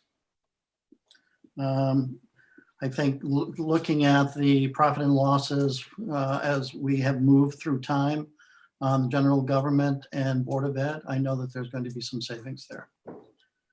So I have a confidence level that the 225, 232 will be replenished. So the motion passes 5-1.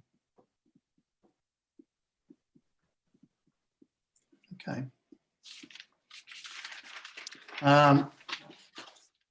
So it still brings us back to the biggest part of our budget, which is the Board of Ed budget. And we have a responsibility to give direction back to the Board of Ed. Dan, to be fair, I think we've tried that a number of times, right? And I just don't think we can get them to agree that the increases they were asking for weren't reasonable. I don't know what else we can do. I think you've been crystal clear with the expectation, but there's been a refusal to accept that, or just it's a difference of opinion. Maybe it's time. I know we as a Board of Ed Finance can't even make a decision on what we want to fund the Board of Ed at. It's not.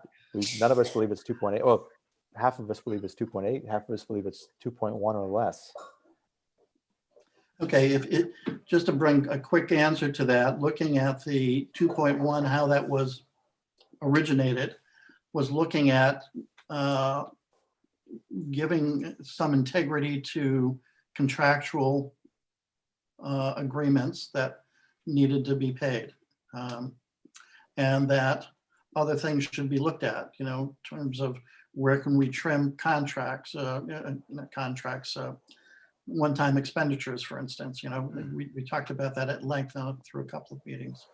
So that's how the 2.1 came about. And what they are absolutely saying, and I have to believe what they bring forward to us, to do less than that is going to mean a number of positions that are critical to the curriculum of the school. So Not only that, Dan, but losing revenues that we are expecting in the future. correct. Again, that's the thought. No, that's not a thought. That's what we've been working on. That's why we built that school. I mean, the school, I don't think any of us believe that it's going to collapse if we ask for a 2.1. It'll change. We'll be able to support our own kids in town, but No, not all. perhaps not. What I'm saying is, Sorry? when we built that school, We're expecting to have good programs. We're expecting to have more people coming to our town. The more people, they will have cars, they will be paying taxes, real property, personal property, or other people, other students coming to our town. That's the revenues I'm talking about. No, I understand what you're That- talking about. That was calculated, that was talked about, that was what we were predicting when we decided to build that school. Mike Anderson?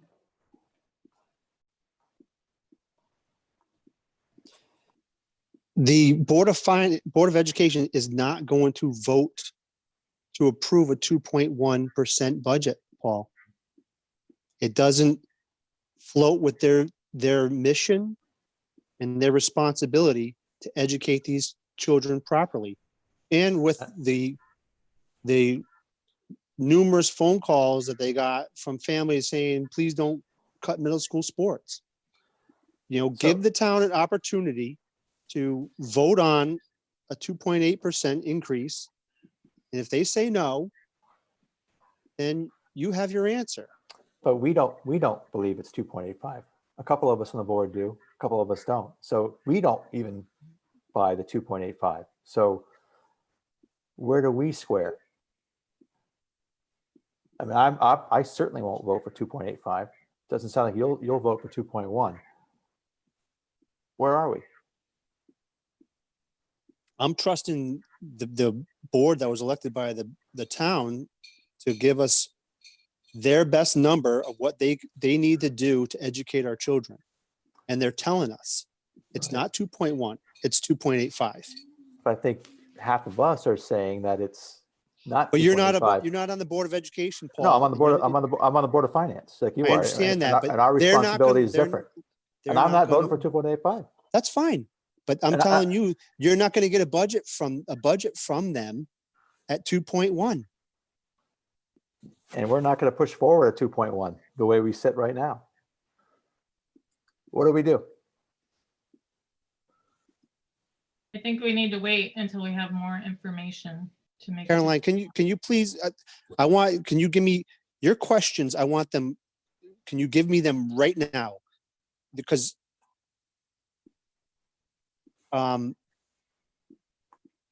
Christine told you, I mean, did we have a discussion?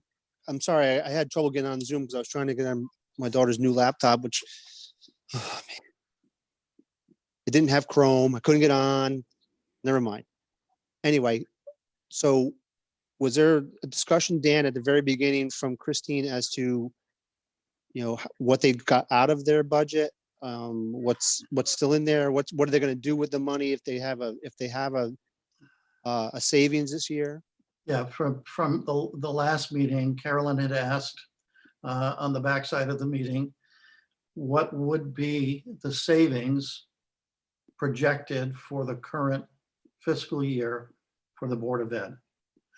And I think she also was referencing something she read about the Stonington school system. I know that being part of the conversation at the time, that their board was giving back $350,000, which is not germane to our discussion, but I know that was part of what Carolyn was talking about. My point in asking that question was that our school system is smaller than Stonington, and yet they already have the number. I was asking for the number between the mid-March and yesterday's close of business, because that's the time frame we actually can have information based on now.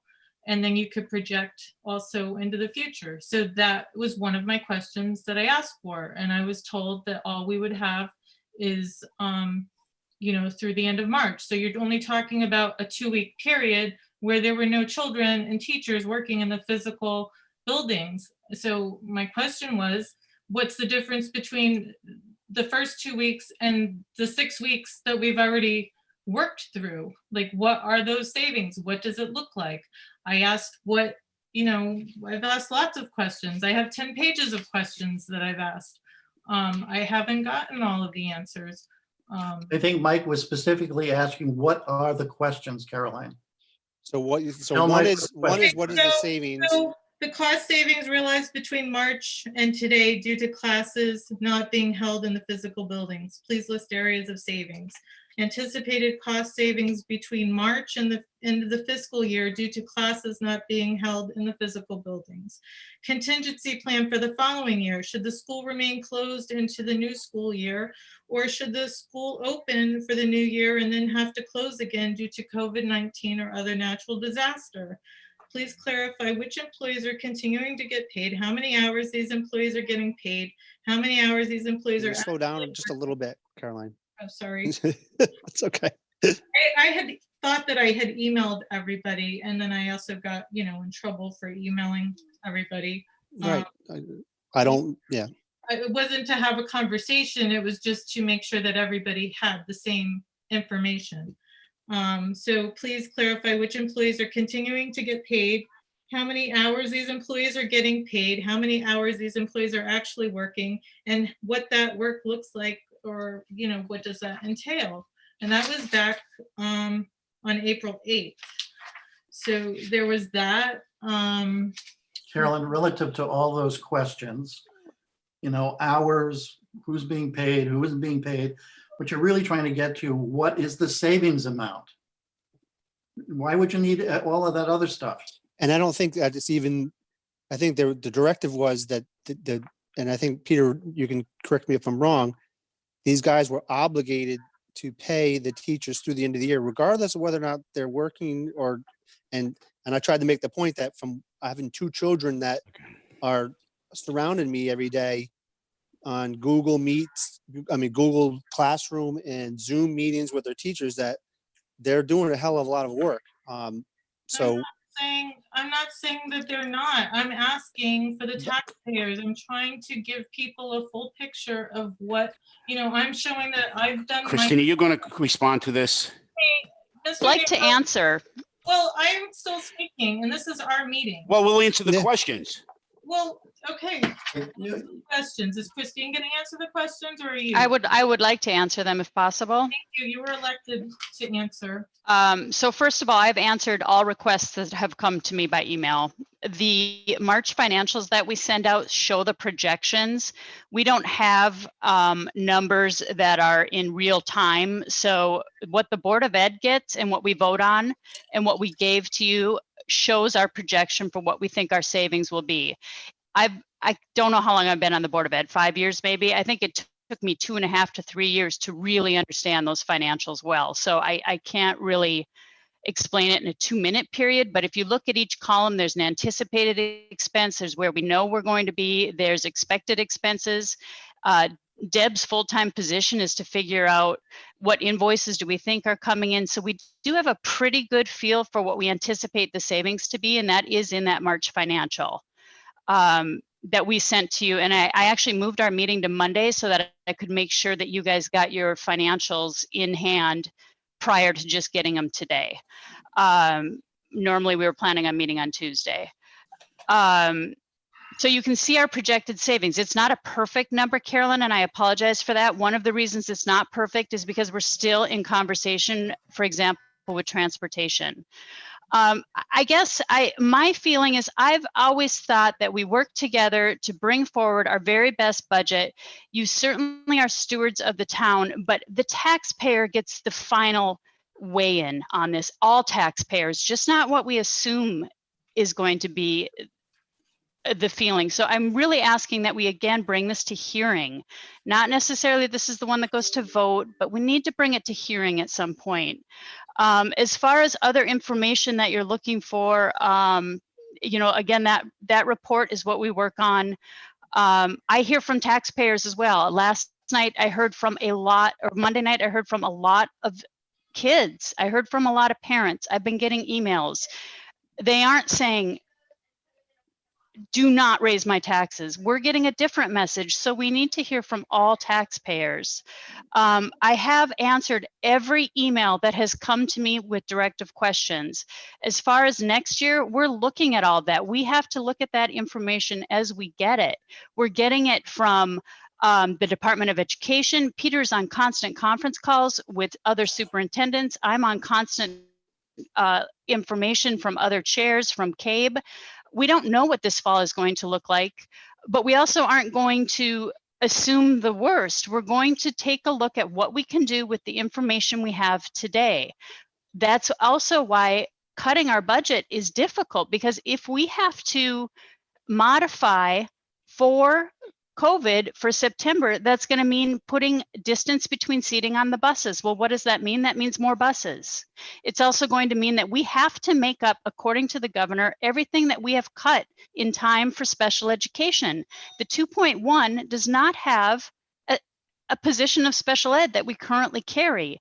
We have to make that up. What is that going to mean? It's going to be more man hours. It's also going to be more transportation, because they're telling us we may need to add hours to the day for education. I am more than transparent and happy to share any information. I have never not shared a piece of information when asked. So I want that to be on the record, that when I am given an email and when I am asked for a piece of information, I reply.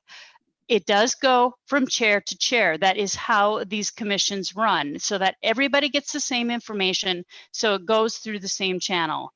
The March financials, Carolyn, are the most up-to-date numbers that we have, and we have shared those with you. We voted on them on Monday night. We approved them. That's the very best estimate that we have of what our savings will be for this year. I don't know. I mean, we got this financial statement, and she's right. You know, you cannot have a financial statement until the end of the month. So for April, you have to wait till April finishes. Then you can create a financial statement. This is accounting 101. Yeah. Now we have them. I don't know. We haven't talked about this all this time, like from 7 till 8:44. And we asked for it, and we were just talking. So why not talking numbers? Here is the statement. This is what we ask from them. Let's discuss it. This. What is the saving? Is the saving enough? Do they have any pre-buy thing that they are expecting to do? After they do that, what is the leftover? How much are we getting back? What do we expect? Is it gonna help us to cover that 225, 232? What are we getting from the selectmen? This is what we need to talk. We've been talking just words, like we're writing essays. We're not here to write essays. We're here to talk numbers. We're not here, as she said, we are here to do our job, then to give the outcome to the taxpayer. We're not supposed to go, each of us go to talk to a group, and then the group will tell them, oh, we don't like that. Then we come back here and we say, oh, you know what? I talked to a group and they said they don't like that, the 2.1. They don't like that they get rid of the program. This is not our job.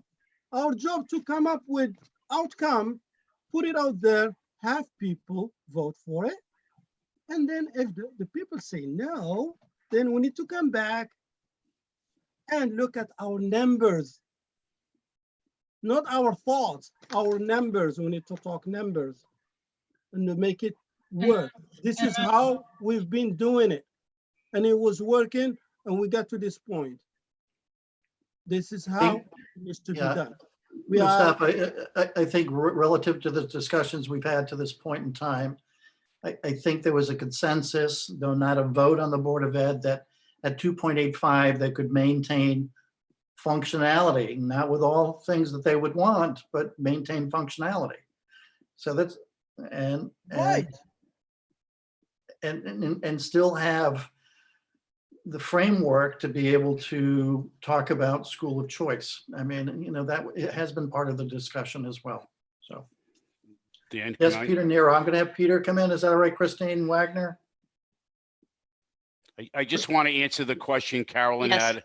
I just want to answer one quick question, which is who is working and who is not working. And I thought that I was clear about this about 3 meetings ago.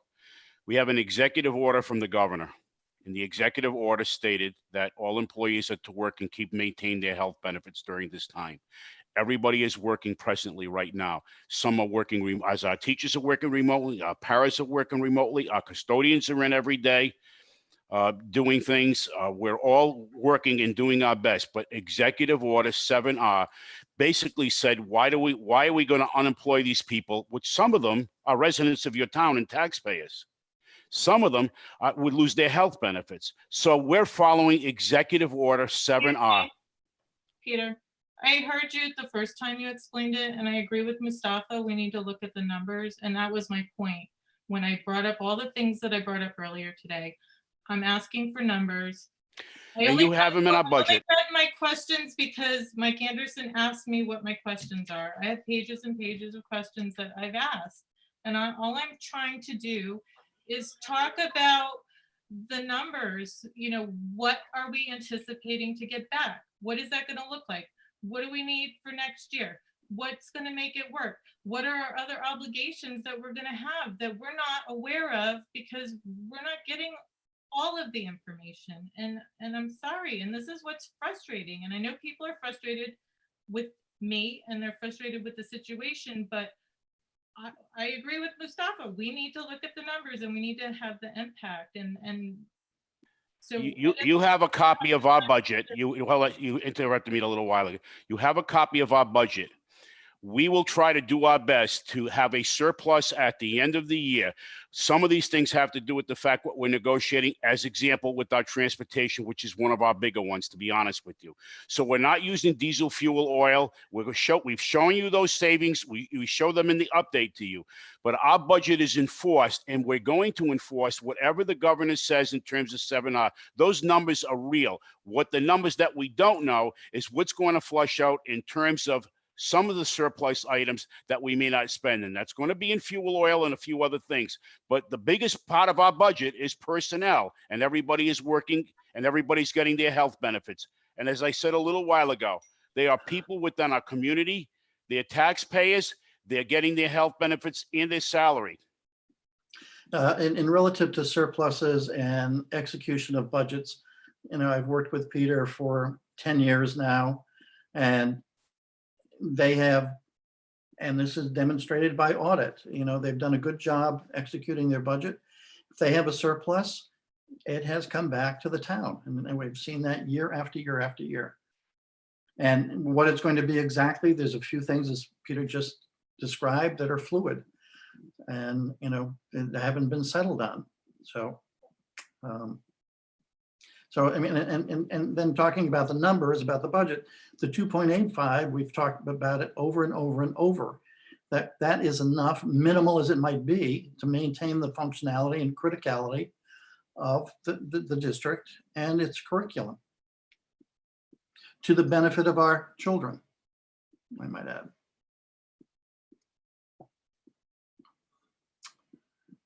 And, you know, the Board of Finance, they've asked us to give us direction. What is the number?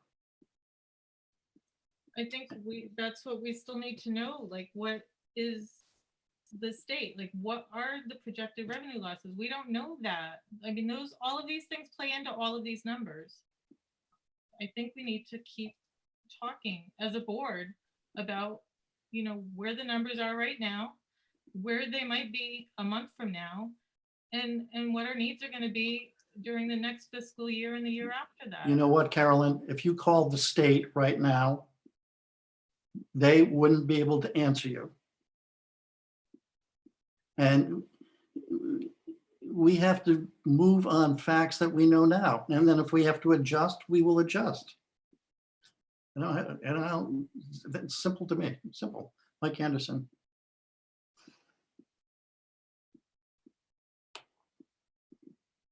I mean, I get your point about what, you know, trying to figure out next year. We can't figure out what's going to happen in the fall. None of us know that.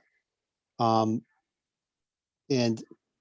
as far as like what's going on, what savings are going to happen, I think you have to assume that, you know, we need to, you know, whatever savings they're there, and they're either going to go back to the town or they're not. And, you know, these guys have complete control over their budget that we've already given them. So, you know, I don't know if there's going to be other things that they need to pre-buy. because of this situation going on and the budget shortfalls that we're having, I mean, I don't know, that we can ever even predict that. And, we have to be able to move forward right now and go to the town and talk to the town about these things. And maybe the town's going to talk about all those issues that you want to know, that you're bringing up, and they're all valid points. But, our brothers and sisters on another board that have looked at this have told us what their minimal budget is. It's 2.85%. And that's not even considering a special ed teacher that, may be needed next year. And we have to move that forward to the town, in my opinion. And relative to our vote on the unassigned, that motion passed. And it was with a caveat that it be replaced. Well, there's a number of ways of having it be replaced. Surpluses, we're talking about that as we speak. But the other is given the opportunity of the School of Choice initiative, and that can develop revenue.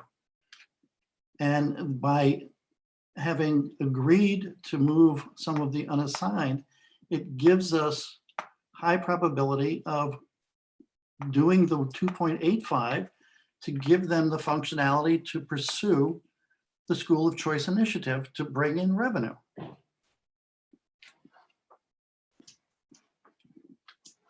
Let's try to get a little linkage here, Dan, this is Ann.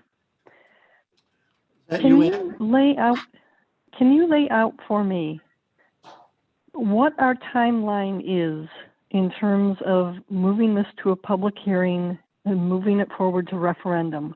What are our latest dates that we can do these things? We would hope to have this all settled by the end of June. So as the tax bills go out in July, it's been nailed down. People know what to expect, what's been brought forward to them, and what they will be paying in taxes for the next fiscal year. So that historically has been the timeline. To have the public hearing late April, early May, move to a referendum thereafter, or a town meeting thereafter, and then a referendum in order to get tax bills out July 1st.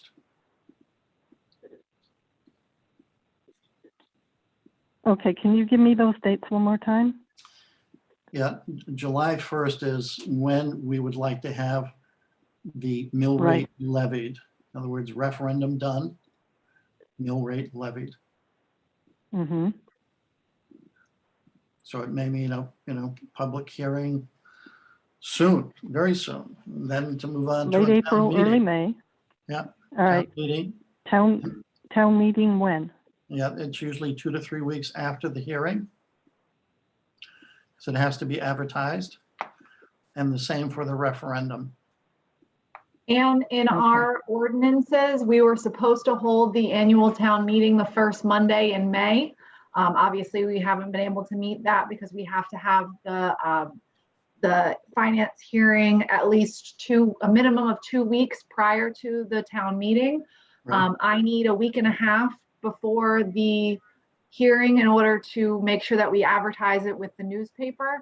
So there's a lot of backing into what we need to do. Mm-hmm.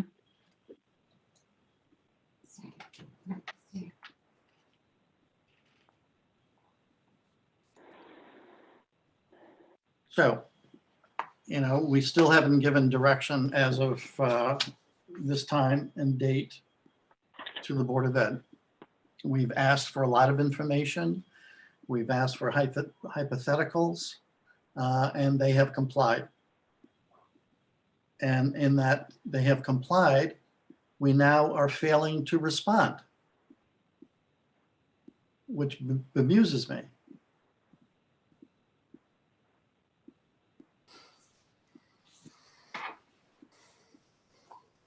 And if we can't settle on what that should be in terms of the direction of the Board of Ed. We're wasting our time. We can move on to the next agenda item. Can we meet next week, or when would our regular next meeting be? And what would change then, Carolyn, Maybe for we you? could have a conversation with just our board and not have everyone else interjecting, and we could have some serious conversations about all of the numbers, where we're at, where we need to be. We'd have the full month of April available so that, we can look at everything. I don't think that's unreasonable. I'm not sure what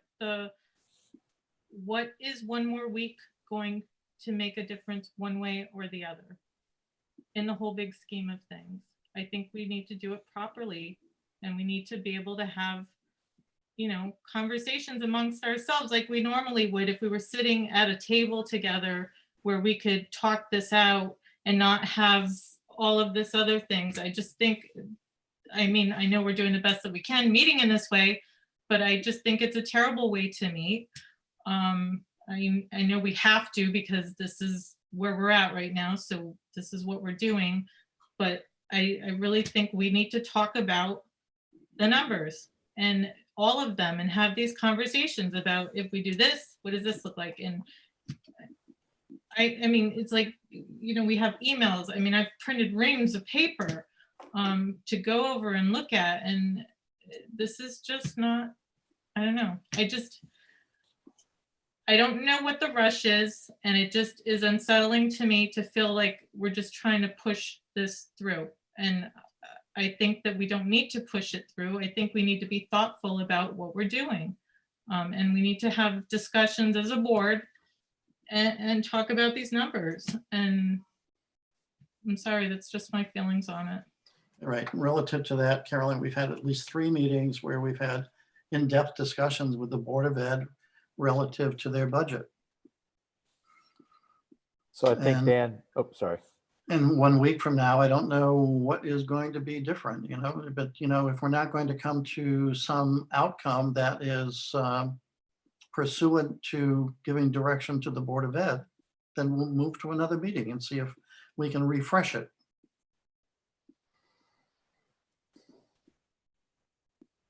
And actually, Dan, that might not be a bad idea. I'm not sure if we need a motion to do that, but to stew on it a little while. I think right now we're talking about 2.1 they cannot do, 2.8 we will not do, especially if it means taking another $300,000 out of the unassigned. So maybe it is time to move on to the next item and wait for next week's session. Well, the unassigned has been agreed, has been agreed upon. Yeah, well, was it agreed upon? Well, I guess it was, yeah. So I guess we can't move on We from have a that. motion. Yeah. By majority. And that, the debate between the 2.1 to 2.85 is really, are we going to support, the school of choice initiative at a point which is still minimal, but allowing that initiative to move forward with the thought that it could bring revenue to the town? And that would not necessarily be supporting of our children, but it's to bring other folks into the session, into the district. That's the whole goal of that.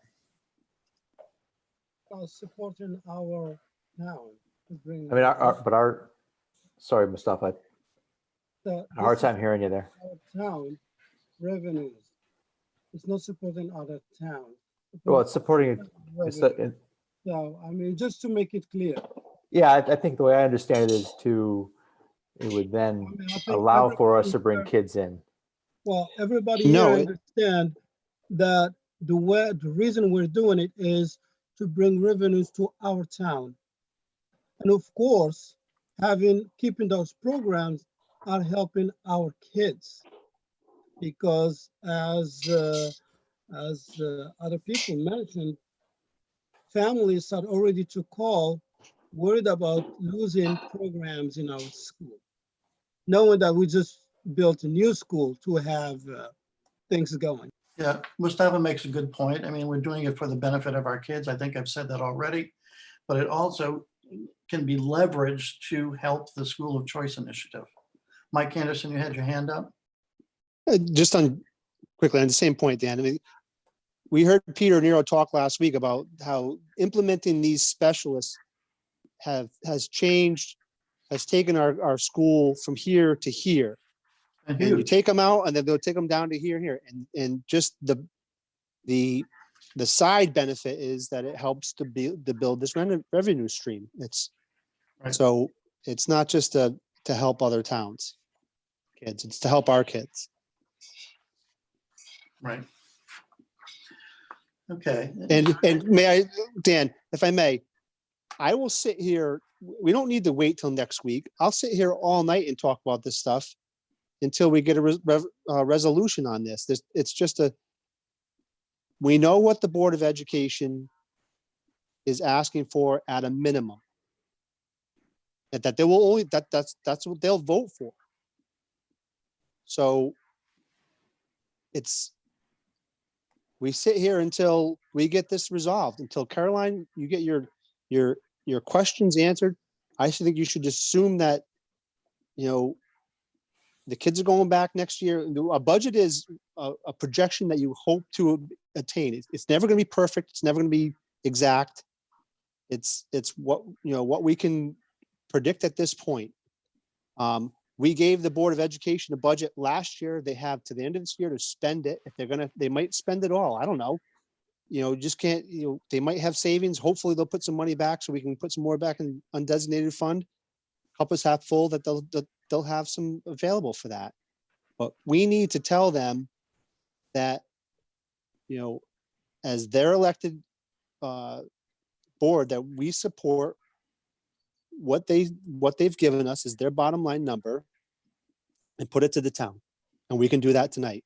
And if we want to talk to the Board of Selectmen some more about their numbers, Dan Smith, I'm for that. I mean, if we have other issues we want to bring up, we haven't gotten there yet. We just need to move on this one piece. Exactly. And, we have a split on the vote, a 3-3 on that 2.85.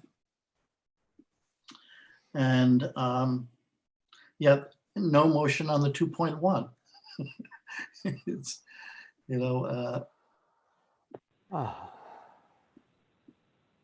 and, I think to move all things forward in terms of giving our children in the school district what they expect and benefit from, and still have the potential of a school of choice initiative. A flat budget isn't going to do it. It's not going to do it. And it's not going to do it because of the contractual commitments. Plain and simple. That's what it comes down to. So Dan, let me ask, it's an awkward question, but Peter has talked a lot about if and when pink slips would have to go out. What if we don't have resolution to the middle of May? What happens then? Christine or Peter, if you're still on, we're talking about layoff yeah. slips. Yeah, I can address that. And we told you this last week, but I can tell you it again. If we are doing layoffs due to budget cuts, we can do those at any time. The May 1st date is due to a non-renewal of a contract. If this is because we're having to slash positions and cut positions and do all of that because the budget was cut, then we can do that after the May 1st date. So it's semantics, but the budget's not cut just so the increases weren't what you'd hoped. Does that mean the same thing? No, it means that if it goes below 2.85, we have to cut programming and staffing. That's what it is. So if your increase is below 2.85. Right. And that's where we start cutting into that. Okay. All right. Just a question. This didn't want us to be in an even worse position than we are now with not being able to execute on, whatever the Board of Ed has to do at that point. Yeah. And again, the approval of a 2.85, to give them that direction from the Board of Finance means a 0.8 mill rate increase. Again, and 0.26 of that is debt obligation. So on top of that.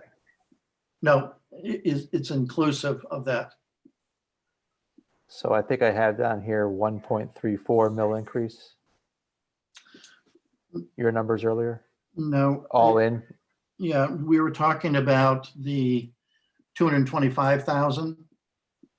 But that's been that's taken off the board now. Yep. So the 2.1 essentially is a 0.7 mil. And the 2.85 is just a little bit over a 0.8 mil. Gotcha. Okay, that's right.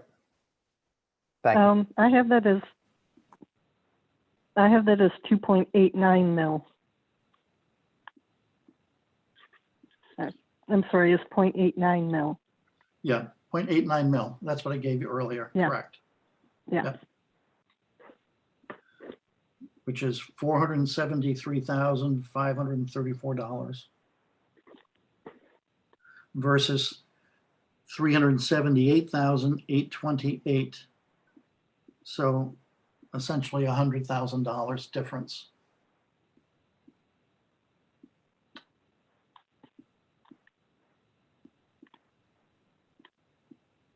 We're talking $100,000.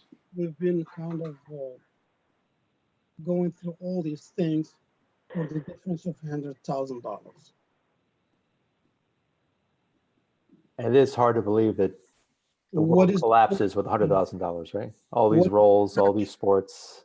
It's those numbers still don't square with me, but they are what they are. 100,000. You got the most recent iteration on the 2.1 that was sent to you from Christine, but I think it was also sent by, by Christine Wagner. So it really gives you a breakdown of where those dollars would come from. And it happens to be, middle school sports is the big one, as well as the specialists. So I'm seeing one role and one in the sports. Mhm.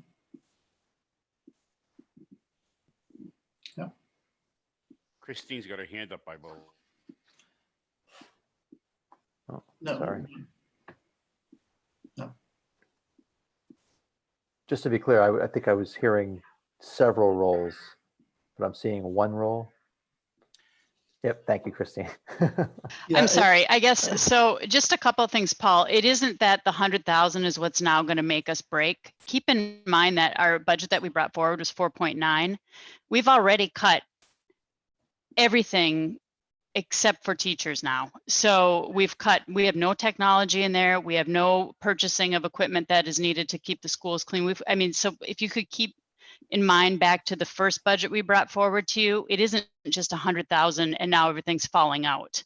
There's a lot in there that has already been taken out. So I just don't want to make it look like if we don't get our $100,000, we can't operate. It's just that this is the breaking point for us. We're breaking way prior, but we cut and cut and cut and cut things that we weren't comfortable cutting either. And now the 2.1 is cutting, not replacing our special ed teacher that we know we're going to need in the fall. When we started this budget process, we felt we could move forward with that. We're still feeling like we're going to try to, but in what we're hearing from the state now, it's concerning. And then it's also cutting a math specialist, and it's also cutting middle school sports. Okay, thank you. So what I think is, we can go forward with the 2.85. And then we may have to come back to the table because the budget didn't pass, or it may not pass. And then we will have to have more discussions. So, but to not go forward, it's just a waste of time, because this 2.1 and 2.85, this was the conclusion of 3 meetings. It's not just today or last meeting. It's like 3 or 4 meetings. We were talking about the same exact numbers. So let's go forward. Put the budget out there, have people vote, and then it's the vote who will dictate what we need to do in the future. It is gonna go through, and that's what the people wanted, or they may say no, then we have to come back to the table, leave some kind of energy to restart again another budget. And Yeah, I and, think this is you the know, as I right said, way. it doesn't end here. I mean, it's all part of a process that moves to a public hearing. We listen to that input. It then moves to a town meeting. We listen to that input. Then that goes to the referendum. So, you know, and, you know, Point of order, Dan. yes, Under the governor's order, we are not allowed to hold a referendum.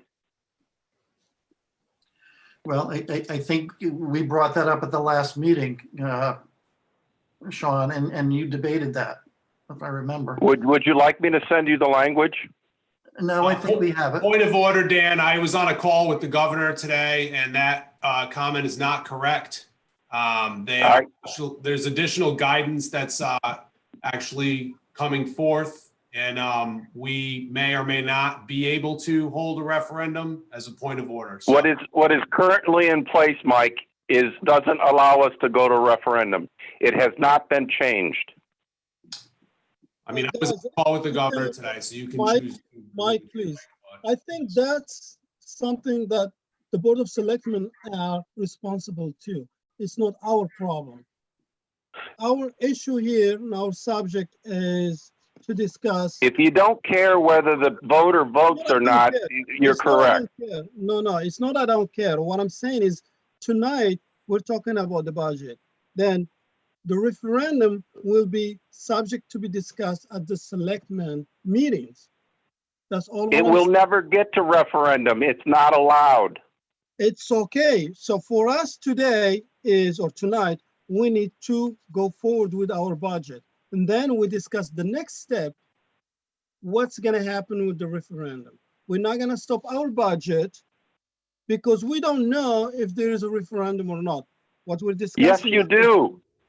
The governor has ordered that no public shall meet to hold a referendum. It's okay, but we still need to finish our budget. That doesn't know. I'll leave you alone. Thanks. Thank you, Sean. Let's get back to our budget and see what we're doing with this 2.1 and 2.85. This is where we stand now.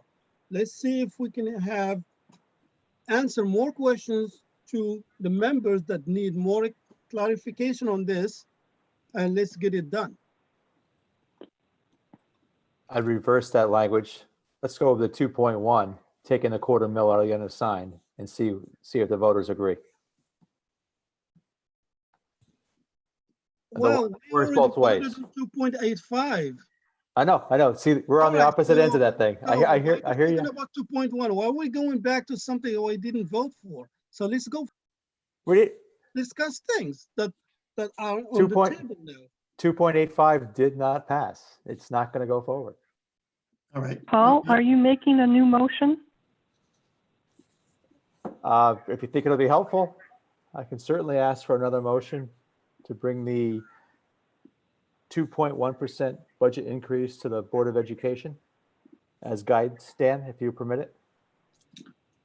Well, not sure if it's- any of the board members can bring forward a motion, Paul, so. Okay, thank you. I don't think Ann is a voting member tonight, but maybe Dan, well, I'm not going to suggest. You know, we're asking for a second to Paul Simon's motion. Can I second? And you're an alternate tonight, Ann. I'm sorry. All right. I'll second that, Dan. Okay, so we have a second from Dan, talking about a 2.1% increase as a directive to the Board of Ed. And is there any discussion relative to that proposal? Mike Anderson. I just think that we already know that we don't have, they're not voting to recommend that budget. Then we're not going to get that budget back from them. So I think the idea is that we'll give, I mean, correct me if I'm wrong, Dan Spring, that If this is voted, this is going to be their budget. If this motion passed, we're giving them the directive to move on a 2.1% increase. Okay. But we know what the shortfall is there. I think we've really plowed the field on that. Yes, sir, we have. Any other comments, discussion before the vote? All right. All in favor of bringing forth a 2.1% proposed budget for Board of Ed, indicate by saying yes, and I'll have to poll you. Mustafa, No, that was a nay. Paul Simon, you brought the motion, so that's a yes. Yes. Carolyn Howell,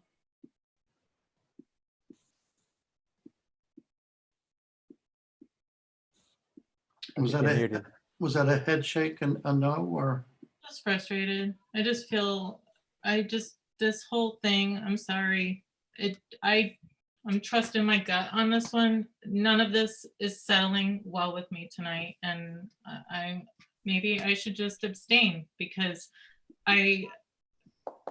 everyone wants to hold out all night till we pass what the Board of Ed, wants. And then we're being told we're not giving direction if we don't put it forward, and yet Paul's putting it forward, but there's still conflict here. And I'm sorry, I think that we need to just meet again next week and start fresh and have a conversation with just our board about the numbers, where we're at, what does this look like? The school is saying that they need technology and they're taking it out of their budget, but yet, I'm looking at, it's hard for me to read this printout because it's so faint when it's printed out on my printer here at home.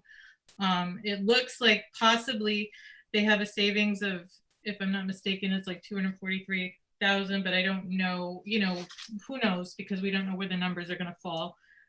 I don't know. It's like, I'm not a proponent of cutting programs or teachers or sports, and certainly we need enough equipment, but I also, it's like, what is this going to look like? I mean, I'm not questioning the work that's already gone into this. That's not where I'm at. I need to see like what all of these numbers mean and what the final outcome might be.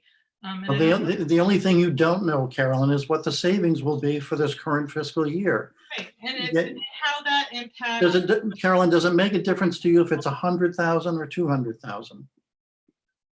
Where would that put your opinion? Personally, I just want to know what they are. It's like, I want to know what they need, what they're going to be short, what they could use from this year's savings for what, they've cut that the kids need, but again, it's like, we need to have these conversations, and it doesn't sit right with me to just try to push something through just for the sake of pushing it through. I'm sorry. I know that, everybody, I just. Carolyn, I think you've wrapped something around an axle here, and I'm going to put you down as abstention. But I think it's not bringing forward the responsibility I would like to see. If you don't like the 2.1, vote no. Okay, then I vote no. All right. Dan Smith. Yes. Who have I missed? Paul Simon. Yourself. Huh? Yourself. I've got four here. Mike Anderson, I've got you. No. Mike is a no. And I strongly believe a 2.85 needs to be brought forward, so I'm voting no as well. So it does not pass at 2.1.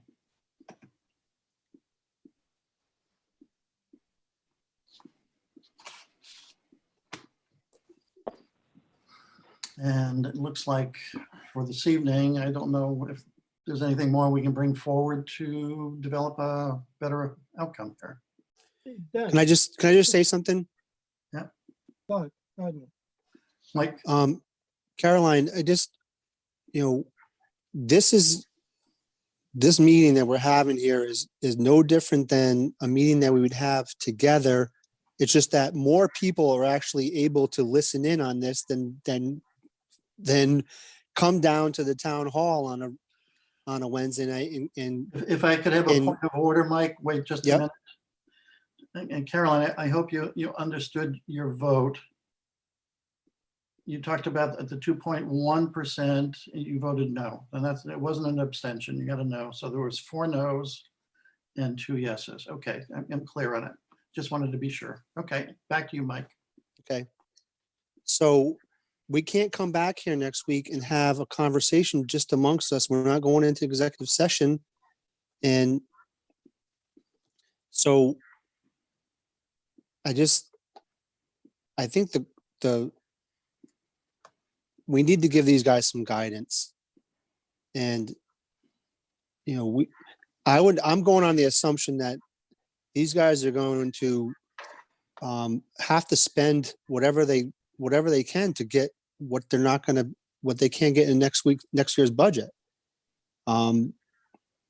Without having the ability to roll things over like they asked for a couple of weeks ago. And this is what I'm talking about, because we've had many conversations about what do they need? What is that dollar amount? What does that look like? Mhm. Where is that coming from? If they take it out of money that's saved from this year, then obviously they don't need it in the budget for next year. Sure. I mean, there's all of these different things that come into play, and we've started to have these conversations, and then we get derailed because we have other people who are very interested in, the outcome. And this is where, I get calls from people all the time asking me questions, they're like, and they want to know the answers. And it's like, if I don't know, I will ask. But I think we just need to know what this looks like. Like I said, I mean, they're telling us that they've taken all the technology out of their budget. And yet they can't tell me, and I'm not trying to be difficult. I just need to know. I just want to know I'm making a good decision, not just based on, this isn't emotional. This is trying to make a good decision for everybody. So if the schools need computers, we need to find a way to get them computers. I'm not questioning that. My son, needed extra help in school. I understand what that feels like and what those needs are. You're talking about busing, because before it was like, well, we're going to try to save on busing. Well, now tonight they're telling us it might cost more for busing. So, this is what I'm saying when I say we don't have all the information. It's not to be difficult. It's that it keeps changing from week to week. So if we had a better picture of where we're at and where we need to be, and how do we meet in the middle to get there, so that, the taxpayers really feel like we've done our due diligence in trying to understand, that we're doing the best thing for everybody, that even if it costs more, then, and it's the right thing to do, then it's the right thing to do. Go ahead. Yeah, I agree with you. Right now, the picture that we have is they have $243,000 projected savings. But the budget that the 2.85 budget takes out all the technology, as you know, but it includes the the special ed. The special ed person's out, but that doesn't get filled, and they're worried about that. But it includes the two specialists, the reading specialist and the math specialist, and middle school sports. So we have to assume that they're going to do something with that $243,000, that because it's in their budget right now, and it's at their discretion to do whatever they need to do with it. We could wait a couple of months to find out exactly what it is, but let's just assume it's zero. But we're talking about a budget for next year, and if they have that money to work with to put back into some of the critical things that they had to take out of this year's budget to satisfy us, then they're more than welcome to do that. Then they should do that. I mean, that's their responsibility to do, to make sure that these kids have what they need to have. But I don't know if, it's our job to say, you need to spend it here, or you need to spend it here. Or why did you spend this? It's not really our job. I think, we're talking about 2.85, and we know what's in their budget at 2.85 and what is not. And I think it's a simple thing to say, if this is the budget that you think that you absolutely need to keep the programs and to maintain our ability to attract kids from other towns, then that's what the Board of Finance should put forth. No question. Well, and I understand your point, but I also, when you brought up earlier about, the unsustainable items, and, we're talking about contracts and things like that. I said more than a year ago, when this came up, that this is not sustainable. And when you go to your contract negotiations, which they had last summer, you need to keep that in mind. And then when they came to us after their contract negotiations were done, it was said by our representative who participated, Paul, and he said that it really wasn't a negotiation, which I think is unfortunate, because I think that's a disservice to the people of our community, and people can blame it on the state, they can blame it on the union, but the fact of the matter is that if we're all in this together and we're really all working together, we're all going to find a way to make it work for everybody. All right, Carolyn, Peter Nero wants to just respond in on that. You know what? This is why we get derailed, because I've already heard him say that they blame it on the state. They blame it on, I've already heard it. It's on record. I'm not going to say that, as a matter of fact, but I guess that's why we have public meetings. And I guess since the Board of Ed is on the agenda tonight, I will say this. When that contract was approved, that sat in the selectman's office for 30 days. Paul Simon was on that negotiating team, and we negotiated in good faith. At any point in time, that contract sat on there for 30 days, could have been rejected. Could have been. Who rejects that, Peter? The town would reject that. The Board of Selectmen could reject that. You could call everybody on the Board of Finance and say, you know what, that's sitting there, voice your opinion on that. Could have been done.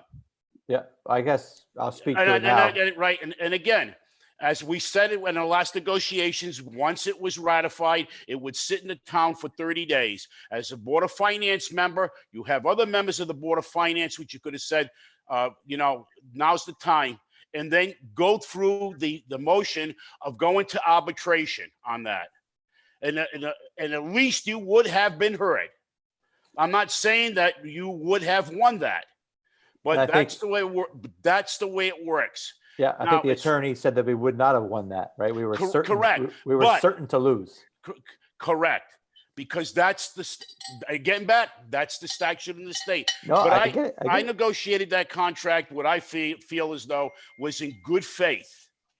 I would say this to call it a Go ahead. I'm sorry. Go ahead. Finish, Peter. In good faith. And everybody that sat around the table, and that contract went to the town. And I've heard this say before, maybe North Stonington would be, if we're not going to have a binding arbitration in the future, maybe that might have been the stepping stone right there. And I'm not saying I disagree or agree with it. I can tell you this, that's the rules in which we play with, and we follow the statutes. And again, because of our charter, it sat there for 30 days. Yep. Okay. If I can hop in now. So I think what Carolyn said is accurate. It absolutely was not a negotiation. We were told during that it was clear that this is what we have to give because other towns have given it.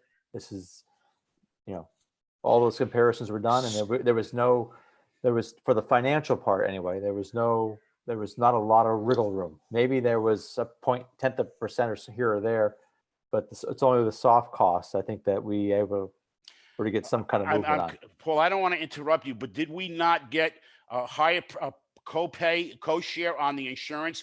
Did we not put language in there that helped us with substitute teachers and lower the budget on that? And if we want to go back technically, we were the first district to have a high deductible health plan. It took Stonington 4 years after us to get one. Okay, again, we don't seem to be moving the ball forward and, No, we don't. the hour is getting late. The next agenda item was future strategies and there, I'd hope to talk about, okay, what about a public hearing? What about a town meeting? And whether or not they can be conducted via Zoom or some other, and I don't know if we have an answer for that, either Mike or Christine, if Board of Selectmen have thought about that. Well, I'll tell you, we are having better attendance than we ever have at meetings, and I'm very happy about that. I think there's 50 or so people on this meeting, which I'm sure you've not seen at a Board of Finance meeting in quite some time. No. And we are looking at, we will be able to have a public hearing virtually, and we are prepared to move that forward when the Board of Finance is prepared to to call for it. So, that's the first step. I don't think we need to overthink the next step because things are changing so rapidly as it relates to the COVID-19 situation. So, we would have to, once you do call for a public, for a hearing, we would then, have to advertise. So there's lead time for that, as you referenced, Dan. And then we'd have the hearing, and certainly then we would have time to reflect, or you would have time to reflect on the feedback you got. So whether or not we would be able to do a town meeting or referendum will certainly depend on, where things go with this ever-changing situation with COVID. Yeah, okay. All right. In future strategies, Mike? Go ahead, Ann. I'm sorry. Go ahead. Mike, is there any way of telling what the demographics are on the remote meetings as opposed to the in-person town meetings to know if we're getting a representative spread of townspeople? I mean, I don't know that I have actually tracked the specific analytics, though it is trackable as far as views on like YouTube or Facebook and stuff. But I can tell you right now, Ann, there's 50 people on this meeting, and you've been on Board of Finance long enough to know that is not a representative turnout at a Board of Finance in-person meeting. Well, I'm not talking about these meetings. I'm talking about a town meeting. You're asking, what is the question? Well, if we do a town meeting by Zoom or by YouTube, would we get the same kind of demographics that we normally do in an in-person town meeting? Well, to answer your question, we don't know. I would guess we would get more people maybe you're trying to get to, would we have the different ages of people, if that's maybe what you're trying to get to. And I can tell you some of our older participants at in-person meetings have been participating in the Zoom meetings. As far as how a town meeting would work, that's something we will attack, after we have the hearing, if that's something we have to try to do virtually. That there's a different layer of complexity to that as it relates to statutes and requirements. But on a hearing, I would anticipate I know what the hearing turnouts have been the last couple of times. I know the people I'm seeing at these meetings, a lot of them I haven't seen at meetings before. A lot of them I know care about the town but don't have time to come to meetings. And a lot of them do, the few people that do come to our meetings are at these meetings. And so I think it's working really well. Yeah, I certainly would anticipate that we would have participation that would bring up issues and or questions relative to the budget process. And there's no doubt in my mind about that. And whether or not that input is something that is malleable relative to where we're at and make amendments. So,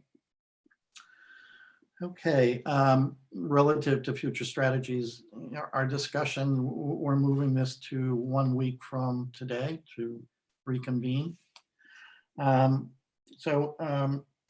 agenda item number 4, I have public comment. So I'm happy to take questions from the public at this time. And Christine, if you can help recognize. Yep, Brett, go ahead. Hi, good evening. This has been fun so far. Question for you. I know Mike chirped in a little bit about the governor's order that, and I heard Sean earlier, that we can't have a referendum as of now, and that might be changing. And I know that Stonington announced today or yesterday that they are bypassing a town vote. How long can you guys push this out for that to change? I know there's some petitions out there to try to get the governor to change his executive order. And from what Mike said, maybe something like that is coming down the pike.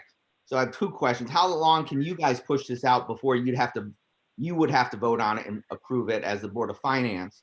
And then with that, one of the questions that came up at one of the governor's meetings to the public was the MBR, the minimum budget requirement, and how would that be affected going forward if the general public didn't get that opportunity to vote and you guys passed through a budget with an increase to the Board of Education. And the governor's response pretty much was, well, that's an unexpected consequence of us doing that they didn't think about, the MBR. So he was going to have his people look into it and figure something out. I don't know if you guys have looked into that or if there's been any word from the governor's office on that, that if you guys do put through a budget, how that correlates with the MBRs that the general population didn't get to vote on it. I don't know if Mike Urgo's got an answer to that. I certainly don't, so. I mean, I think we have to put this in perspective. This is not something anyone has asked for or wants to happen as far as the Board of Finance having to pass a budget. We are in absolutely uncharted territory. And what the governor did was he put forth an order to help towns to be able to continue to conduct business. So we have to do this in a way that's safe for everybody. And that's really the first and foremost consideration of all of this. As far as how long it can be pushed, you know, what we're trying to do is we've now worked on this budget since December. I think Board of Ed might have even been working in November on their budget. We know that there's a lot of things that are in motion that can change. You know, state revenues certainly being one of them. I think it's imperative that we get a budget to the people to discuss at a hearing, so that way we can get some feedback and try to move this forward in an expeditious fashion. As far as pushing it, you know, we need to get tax bills out at the end of June. We saw last year when we tried to push that off a month, that really was not advisable as far as our cash flow. I mean, we made it work, but it was very tight. So that is not something we want to do. We need to get a mill rate set and we need to get our tax bills out. So, you know, we need to continue to move this forward expeditiously. A lot of work has been done. There's no reason to prolong it. And if a hearing can be followed by some other form of safely having the public engaged in a town meeting or a referendum, certainly we'll do that. But if not, we're elected and we're actually we're told to move this forward, and so we have to do what is right by the safety of people. All right. So I understand what you're saying, but basically, there's not an answer to my question that will we push this out, an actual vote from the Board of Finance, as long as possible to see if the governor changes either or amends his executive order, so that the people do get to voice their vote, whether they think the budget's too high or too low, compared to hashing it out like this. And then so I can get an answer to that. And then the last question, and then I'll be quiet, is if there is an overage or of the Board of Ed of 220 or 230 that they have in an account right now, why can't the Board of Finance approve that RISA account for that money so they don't have to worry about the spend down by the end of the year, and they can use that money towards some of these expenses next year, which would really solve a lot of this concern in wasteful spending I'm not saying wasteful spending, but quick spending at the end of the year, because the Board of Finance or the town won't allow them to spend that next year. Thank you. In terms of the RISA account, the whole issue is with our town attorney for review and assessment. So it's not something that we have ruled out, but we're not there yet. So. Okay, Yeah, I and then think- just that, the last part of that one is, or the first question was, how long would the Board of Finance? I think Mike said July 1st is when we'd like to have tax bills out. And if we were going to have a public hearing and or a town meeting, we have to be able to advertise that. And so we need time between each of those events in order to advertise so that we can bring people on board for their participation and still then meet July 1. So we'd have to back schedule it from the end of June or July 1. Thank you. Okay, I think we had someone on the phone had unmuted themselves right before Brett went. So if there was someone on the phone, remember it's *6 to unmute yourself and you can go ahead and ask your question. Hi, this is Lisa Mazzella. Can you hear me? Yes, we can. That's good. Oh, hi. I feel very strongly that the Board of Finance should move the Board of Education's budget forward at the 2.85% increase. I trust that the Board of Education has done their due diligence in putting together their very best budget. And I trust that because they have done this year after year. They have demonstrated fiscal responsibility with regards to their budget, which has been flat or close to flat for many years, or for as many years as I've been paying attention to this. They have cut all they can cut without chipping away at their very foundation. Without this increase, the School of Choice initiative would be jeopardized. I think it would be a really tough sell if the middle school sports programs are cut and teachers are laid off or positions are eliminated. We would lose all that potential revenue. So I am asking that you please move this forward at the 2.85% and let the voters decide. And if with the governor's order, this new executive order he has, hopefully he can amend that prior to your deadline so you can get the tax bills out on July 1st. But if not, I would really hope that, we just move beyond that so the voters can have their right to vote. I don't like the idea of 6 people deciding for the whole town. And that's my comment. Thank you very much, Lisa. We take all of that to heart and understand where you're coming from. Thank you. I have Pam Patemry has a virtual hand raised. Go ahead, Pam. Thank you, Dan. I just wanted to make a quick comment that it wouldn't be wasteful spending on behalf of the Board of Ed. It would be very planful spending, just to clarify that. But my question is that, or is there another plan for additional revenue for the town being generated either from the Economic Development Committee, or is there another source of revenue other than tuitions that has been talked about that would make up the rainy day fund that was voted on earlier? Yeah, probably the only one that I can tell you with some confidence is that we're in the process of a revaluation of properties here in the town of North Stonington. And that process has already been well underway. And we're hoping that it lifts the valuations of our property here in town, which then lifts our grand list. And our grand list really is the engine to revenue for the town.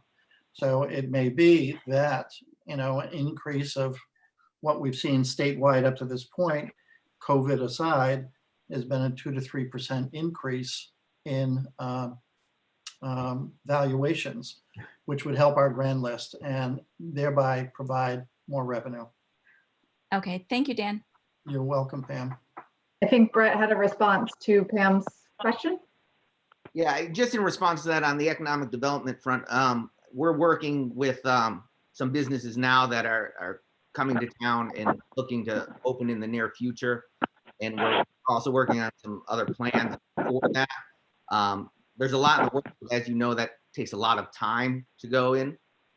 But there are businesses that are coming to North Stonington that will help, but nothing, I don't think with the quick impact like tuition from out of town students coming in. I would think that has a greater or more rapid increase on the short. Thank you, Brett. Christine? Well, I think we have someone on the phone that has something. if you want to speak, you got to go *6, right? Yep, *6 to unmute. I had 860-460-3754. Sorry to give your number out, but Yeah, Christine, that's me, Sean. okay, go ahead. I just wanted to encourage the Board of Finance not to forward a budget to a hearing until the governor's order is amended or lifted. I don't think the hearing is adequate feedback for the Board of Finance to make a final budget by. And we have, compared to the amount of people that show up at a hearing or online for a hearing, there's probably 10 times as many, probably 20 times as many people that show up for a referendum. I really think that the July 1st is not a drop dead date. We have had budgets approved after that. The state has had their budgets approved after that. We can run the town off the existing budget come July 1st, and there's no reason we can't do a referendum along with the primary. The state will not cancel that. So we'll be going to the polls, and the townspeople should have a right to weigh in by a vote. People don't like going to a hearing or a town meeting and speaking up. There's very few of us that actually talk at those meetings. So you don't get their input. They're used to giving their input at the referendum. Thank you. Yeah, I think we're all in agreement with that, Sean. I think we're all trying to work within the framework as we know it now. And, hopefully there is the potential for the governor to come up with a different thought. Certainly, he's new to this situation. He is moving off of collaboration with other states and what the administration is putting out relative to gatherings. So, and I agree. I think people need to vote, and I encourage everyone to go to the voters booth. Yes. Yeah, well, there's just no real sense sending it to a hearing now, and then people will want to push it through under the existing conditions. The Board of Finance is the budget-making authority, and under the governor's order, has the authority, the 6 of you, to approve the budget after the hearing. And the hearing will not give you adequate feedback, a representation of the town. Yeah, I haven't done this for as many years as I have. I get it, Sean. Been there, done that. Yeah, I agree. Thank you. Mike Anderson, I see you want to be recognized. I just think to Sean's point, I think a hearing with this format, we're going to actually get more participation and more people listening to what's being said and what's being proposed. And, yeah, there may not be as much people calling in to provide feedback, but I'm just telling you that personally, as a board member, I want the town to vote on this budget. And I'm not about, I mean, I know we have a July hope for the timeline, but I will hold up. I'm not going to try to push forward just because we had a hearing, some type of budget go forward just because we can without public input. I mean, personally, that's not what I'm about, and I want the taxpayers to vote on this. So I think, if anyone else on this board wants to talk about that on their personal feelings, to give these guys some assurances, I think we should comment. Yeah, Mike, the only thing is after you have your hearing, I believe there's a set number of days before it has to go to a town meeting. And a set number of days, there's a set number of days it has to be acted on. John, it only says that it needs to be no less than 2 weeks prior to the town meeting. It's not a no. So that we're okay. You're telling me we're okay and just pausing after a hearing. That's what she's I'll saying. reconfirm the statute, but that was my last reading of it. Thank you very much. Okay, Christine. I mean, Dan, didn't like a couple years ago when the state didn't pass their budget, we had, we did our budgeting during the normal budget season and then had to hold off until November before the state passed their budget to actually pass our budget. Wasn't that? That is true. Yeah, that did happen. Mhm. So what we did is we used the mill rate of the current year, moved it forward. But then, as we had a budget passed, if there was a difference in the mill rate, which there was, it gets complicated, but we had to do the billing in order to make us whole for the entire fiscal year. Right. Which So came up in their second payment. Yep. right. And we had a supplemental that had to be made up. Correct. Yes, that's I correct. think I'm just speaking for myself. I don't want to do this without the townspeople actually voting on it. I think that's the sentiment, as I hear it from other Board of Finance members. Yes, for sure. Yeah. Can I just say Any other something? public, Christine? Peter has something. This is my caution. My first year here, we got a budget passed. I think it was right around the time of Sandy, which might have been after Sandy, if I'm not correct. If that would have happened in our discussions, and let's say it was, for whatever reason, lower than what we could afford, I've already paid my teachers their health benefits from July 1st on, and paid them, if we would have a vote in November, 2.5 months salary. And if it's something where we don't get what we anticipated, we're going to end up in deficit. Do you follow what I'm saying? Because I've already paid their health benefits from July 1st up until we start school. And then I start paying when they start school, and I'm going to pay them 2.5 months. So if I have to lay teachers off, I can lay them off, but I've already spent X amount of dollars on their wages and their benefits. So, I mean, to me, I look at it, I'm just an outsider, to be honest with you. Yeah. But I look at it and say, you need to have a budget in by July 1st, but completed by July 1st. Yeah, it's a point well taken, Peter. We would prefer that, absolutely. That would be optimal. But we already have had situations where we've had to go beyond that time. And all I'm saying is those years it was a 0% increase in my budget. And again, because that's something we could afford to do at the time. So Right. it did not affect me whenever you passed the budget. Right. Mike, go ahead and add something. I just want to mention, we're not the only town that's dealing with this, obviously, and there are several other towns and more adding each day, even in our own area, that are going to pass their budgets through the Board of Finance. And I'm not suggesting that's what we want to do. I've already said over and over, we don't want to do that. We're hoping things change, but I would not advocate for holding this process up for reasons Peter just stated. It behooves us to get our budget passed. And I know that's hard.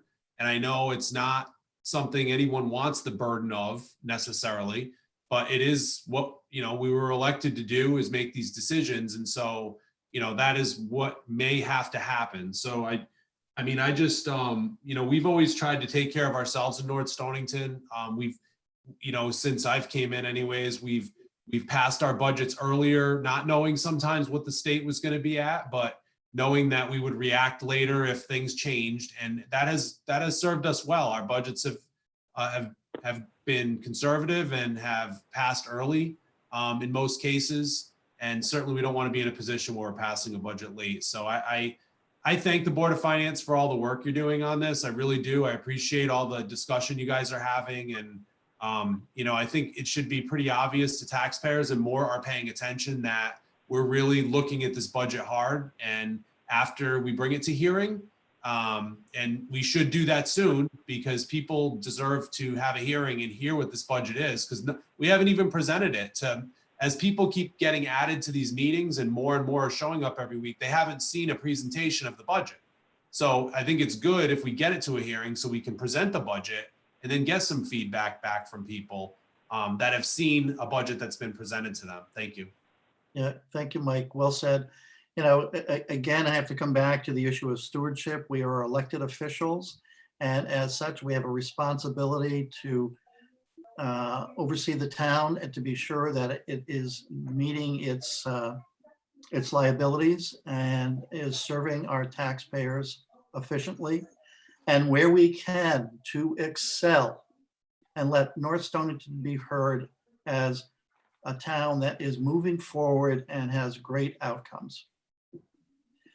Other comments, Christine? If there's no one else, I had one more. Joe Casada has a comment. Joe Casada, you're being recognized. I've been listening to this budget for a while now, and my concern is I hear about school choice, moving forward with school, helping out with the school, doing stuff for the school. I keep reiterating back about protecting the school, the kids for the school. I look at this budget for not only for the school, but for the entire town. I keep reiterating the fact that we need to support the $100,000 request from the firehouse to put fire personnel on during the day per diem staffing. I know we're going around and around with this with Mike and the Board of Finance. But if you want to protect your school and you want to protect the taxpayers in your school, your volunteers are asking for your help. Again, please put this back in your budget for consideration. You want to protect the school, you want to protect the taxpayers, your volunteers are asking you again, they need help to get these trucks out to help out these people or kids in our school. So. that's Joe, what I thanks gotta for your say. comment. I've noted it in public comments, and that, as you know, over the last 10 years, the Board of Finance has been swinging the bat for the volunteer fire company. There's no debate there. We've tried to do our best to bring your entity forward in terms of its preparedness and how it serves the town. And without question, I think people would say, yes, we have been doing that. So the consideration relative to the per diem individuals, certainly is put under consideration. It's not thrown out. But we have to look to our administrators, the Board of Selectmen, and their vetting. I'm sympathetic to your position, but I would have to say that the Board of Finance, as well as the Board of Selectmen, have been very considerate to bringing forward the very best in our volunteer fire company, and will continue to do so. I think by showing that, Dan, you should support the move of the money. Right. My caveat to that, Joe, is we have to do all that within the resources available to us. So sometimes we have to be judicious as to how dollars are placed.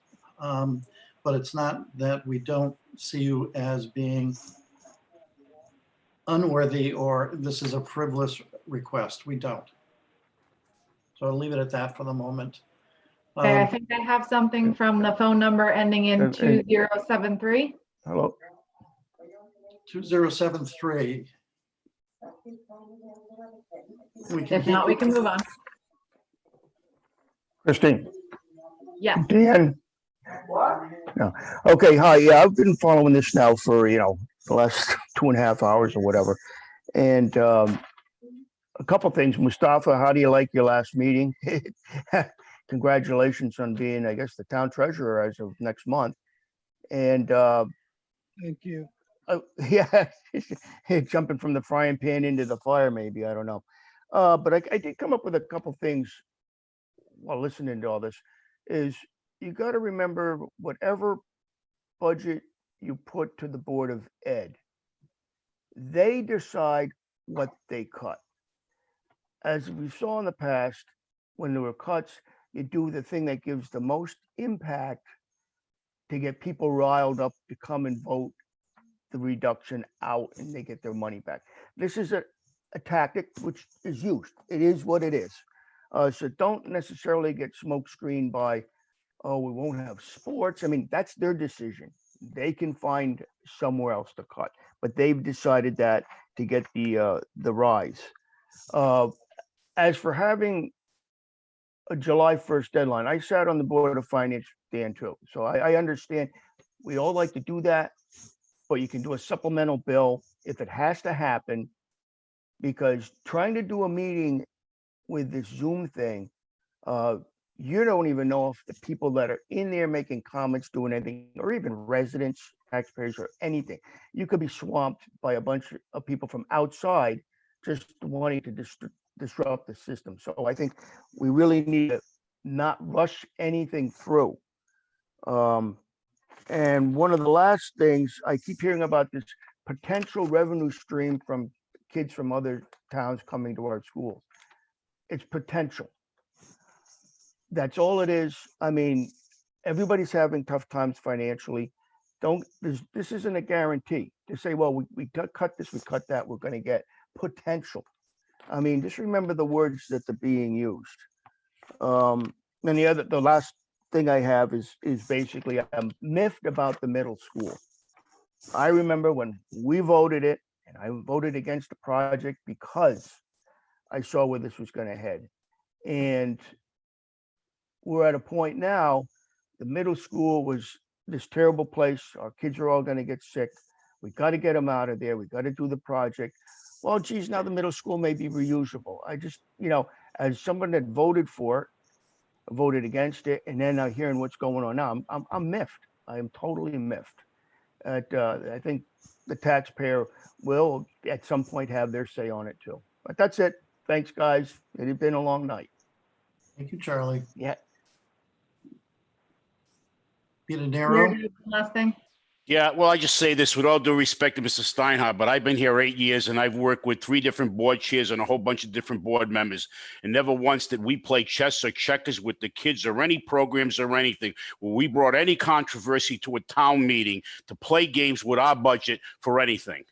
So I have to tell you, I'm floored by that comment because we had not once, I have not put anything up that would be controversial, that would cause dissension. Not once, not me or my board members. Well, first of all, your board should be saying that, not you, Pete. And the other flip side is I've seen it in the past where the threat is to get rid of things that impact the kids the most, to get the most rise out of the public input, right, wrong, or indifferent. So I would disagree with you on that. But It's that's a it. I'm not different gonna go board back now, and- Charlie. Well, we're going to go back and forth. It's a different, but there's some same people. So whatever. Okay. Yeah, I mean, I would have to, be concurrent with what Peter Nero has said. I've worked with Peter for the most of the last 10 years. And, I trust the stewardship that the Board of Ed is bringing forward and the administration that is led by Peter Nero. And I would have to say that the proof is in the pudding. Our students are excelling and moving beyond where they had been in terms of comparatives, and are in the top ranks in the state. And we are all very proud of that. Any others, Christine? I'm not seeing anything. Okay, if not, Christine, can you hear me? Oh, now we can. Yeah, please go Hi, ahead. it's Laura. I just wanted to, and I know it's late and we want to finish up this meeting real quick, but I did want to support the Board of Education's budget at the 2.85% increase. And if the Board of Finance feels as though you have to put forth a budget and pass one because of the governor's order that you not push the 2.1%, our children need these services. Our children need sports. If this pandemic has shown us anything, our kids need it more than ever. Our children need our teachers. And to pass a budget or balance a budget on the backs of our kids, just to me feels really irresponsible and not really fiscally responsible. So I'm asking you to please put the 2.85% forward to a vote to the town. And if you can't do that, then, you know, I just don't understand why you wouldn't. But thank you so much for your time. Laura, if you could just identify your last name for the record, please. Sure, Mello. Mello. Okay, got it. Thank you very much, Laura. Thank you. I appreciate your input. No problem. We all set, Christine?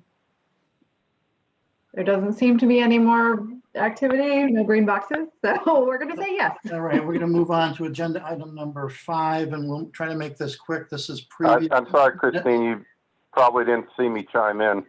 I did not, no. This is Sean. I just wanted to make one more comment, and that is the budget that you bring forward to the hearing is a Board of Finance budget. It's not meant to be a joint budget of the Board of Selectmen, Board of Education. It's a Board of Finance budget. You shouldn't be approving a budget to go forward if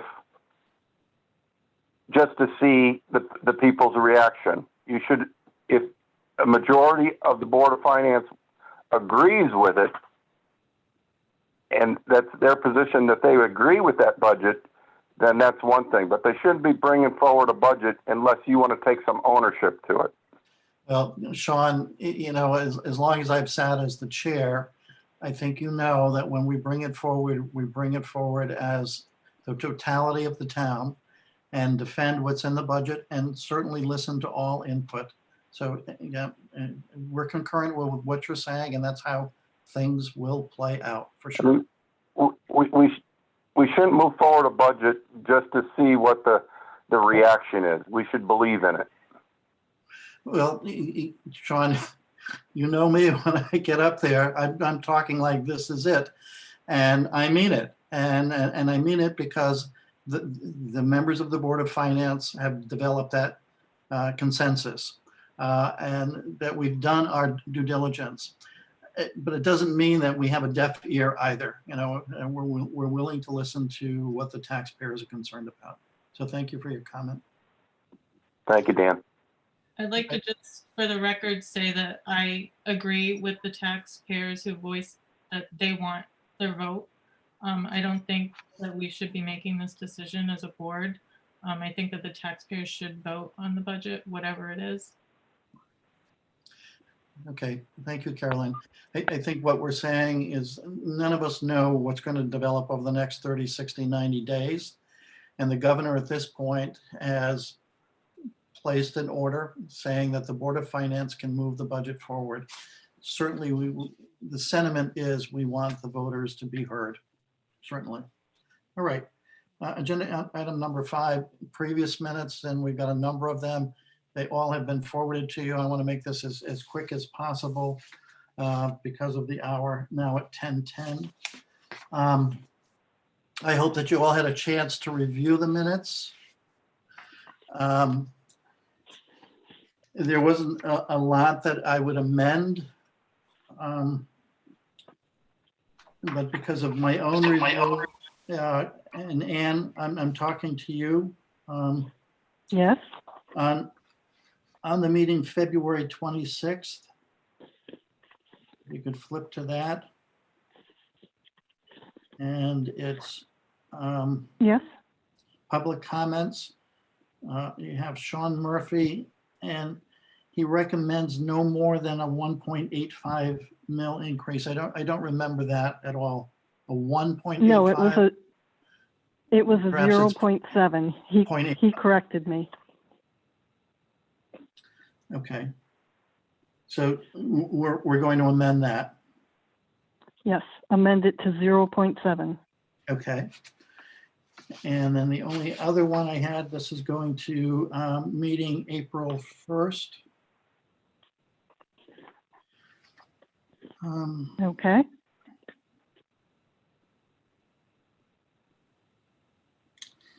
We're talking item number 2, and it goes down to what is the last paragraph? Finally, Chairman Dan Spring, blah, blah, blah. Yes. I think I was trying to understand something you wrote here.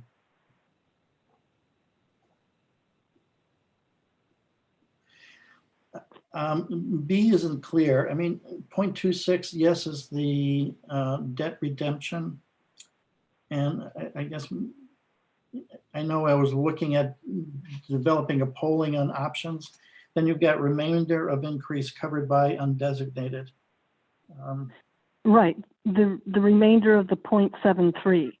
So 0.26% or 0.26 mils that Okay. was due to the debt redemption would be put forward as a mill rate increase, but the All right, but remainder of that 0.73. Yeah, so if you put that in there, the remainder of the 0.73, it just makes it clearer. Okay.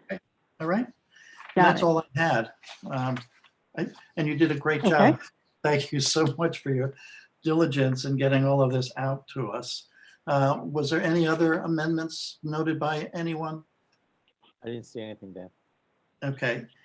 If not, I would like to make a motion to approve the minutes as a grouping, which would include the meeting of February 19th, February 26th, March 11th, April 1st, April 8th, I'll second that. as amended. I'll second Okay. that. as amended. So I've got the motion and the other Dan has got the second. Any further discussion? All right. We can bring that to a vote. All in favor? Aye. I'm going to call it 6-0-0 unless there's some abstentions. Okay. So it's meeting minutes for those dates and as amended. Yep. All right. Yep. Thank you, Ann, for doing Thank that. you, Ann. That's- Thank you, Ann. Thank you You're very welcome. much, Ann, Thank for you. sure. So before we close, some news. Today, I received a letter of resignation from Mustafa Ratib, who, besides myself, has been a legacy guy on Board of Finance and has been a big contributor. And he is resigning in order to assume the position and new assignment for him as treasurer of the great town of North Stonington. So we're very pleased for you, Mustafa, and I can't tell you how much of pleasure I've had collaborating with you and working with you over these many years. You've been a great contributor. So it means a vacancy on the board. And what we try to do with the board is keep a balance between Democrats and Republicans. And so I've had Mustafa refer back to the chair of the Democratic Town Committee to see if there is an individual they would consider to bring forward. If not, it would be filled by candidates that the Board of Finance feel would make the contribution, which could include moving our alternate up, even though she's elected as an alternate up. But first round has to go to the Democratic Town Committee. So you'll hear more about that, but Mustafa will not be part of our meeting next week. Christine? I just want to remind anybody that's on the call, there are applications available for any open board and commission seats on the town clerk's website within the town webpage. So anyone who's looking for to fill a vacancy, whether it's this one or on a different board, just make sure you fill out that application and submit it. So Dan, this is Paul. It's up to us as a Board of Finance to decide who's to fill this role, yeah? Yeah, but the Democratic Town Committee can bring forward a candidate. We can look at their CV and see if that is something that might fit the board. So what are the requirements? I don't want to drag this meeting on too long tonight, but we have three Republicans now and 3 Democrats. What's the No. balance? Affiliated. Okay. Yeah, Carolyn Three, was 2, and Republican, but unaffiliated currently. 3, Yeah. 2, and 1. Right. What is the what are the rules there? I mean, can it be 5 and 1? Can it be 4 and 2? Can it be 3? It must be 3 and 3. Who's this guy? I think there's an attempt to try to keep the balance on the board. So it's a consideration. I don't believe, Christine Wagner, you might double check with me. I don't think we have an ordinance to that. I will look that up right now. Okay. Okay. Oh, if Tool is on, and I know Brett's on for the RTC, but I'm not sure if Tool is on for the Democrats, but what their interpretation is of the statute, or if there is one. She's checking.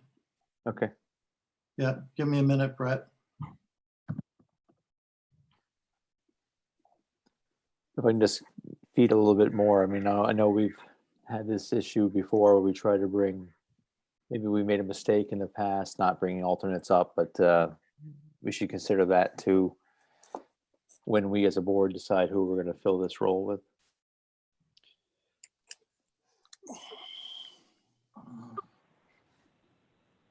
Dan, this is Sean. If I could interject.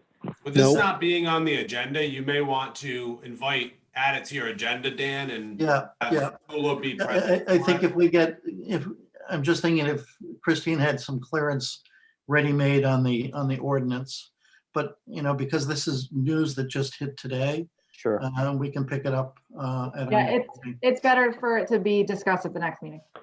Yeah, because I'm not sure if applications will be the way we go or if we just promote from within, but yeah, be good to talk about. Dan, is it possible to make my motion for send it to the Board of Education, our recommendation for a 2.85% increase to their budget? I think we've done that already, right? You did the 2.1 twice. I think we did the 2.8 and it was a split no vote. Yeah, the 2.1. I'm asking for another vote. Moving for another vote. We're not adjourned. So anyone can bring a motion forward. To your point, the correction on the 2.1, the first time we never had a second, so the motion was just vacated. Agreed. That's the point of order. I agree with you there. Yeah, and the 2.1, as it was seconded and brought forward, was declined. Well, given the present circumstances and the delay that we might have with regard to putting someone else on the board to try to have a fair board, I think. Yeah, that feels. We're kind funny. of getting off agenda here, aren't we? We've already moved past the Board of Ed. We've. It's on the agenda. I'm making a motion. I think that we discussed and it was moved on. I'm not sure. We can vote again, and if it votes out the same way, then this votes out the same way. It is an agenda item and we're not adjourned. And we can backtrack on the agenda without any problems. We can, because there could have been things that came out in discussion that. Yeah, exactly. So Mike, you're going to make a motion? Yes, to move forward the 2.85% recommendation to the Board of Education. Do we have a second to that motion? I'll second it. Mustafa? I think we've had a lot of discussion unless there's a new point that needs to be made here, other than some public comments we've heard, but okay. So let's bring it to a vote. All in favor? If I could just do a polling. Paul Simon, because I see you over here on my left. I would say still no, waiting for information. Okay, Mike Anderson, Yes. yes. Carolyn Howell, No, I'm still waiting to have our discussions next week, and I am going to miss Mustafa. I've really enjoyed working with you, and I'm thankful for all of the knowledge that you share with me, and I'm glad we're still going to be friends. Very, very good. Very nicely said. Dan Smith. No. All right, who am I missing?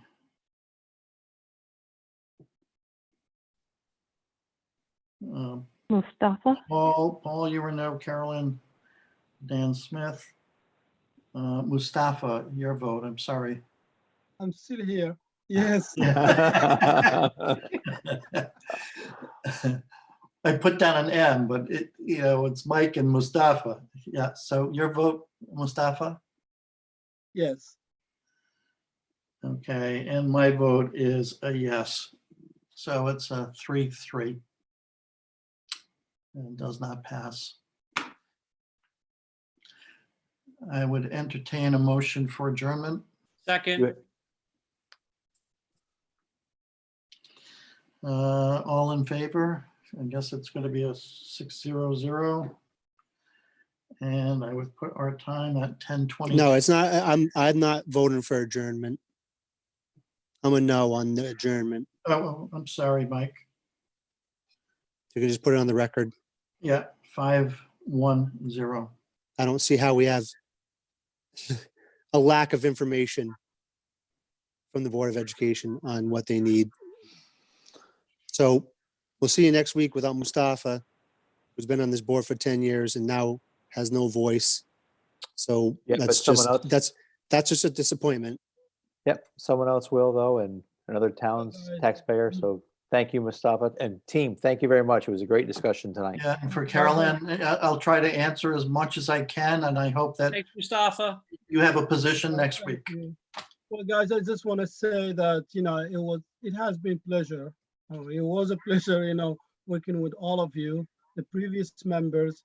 And I thank the North Stonington who had trust on me to sit on this board for these 10 years. Everybody that I had to deal with, the other departments. So I had a great opportunity to be a member of Board of Finance. I learned a lot, and I'm gonna miss you guys. It's been a great ride in this. It has board. been. Thank you very much. All right. Thank you, my You're friend. still in the network. That's right. You're not far. You're around the corner from Right. Town Hall. Thank you, Mustafa. Thank you, folks. We'll see you next week, and we'll see if we can develop more information in the interim. Good night, folks. Good night, everybody. Thank you. Good night. Good night.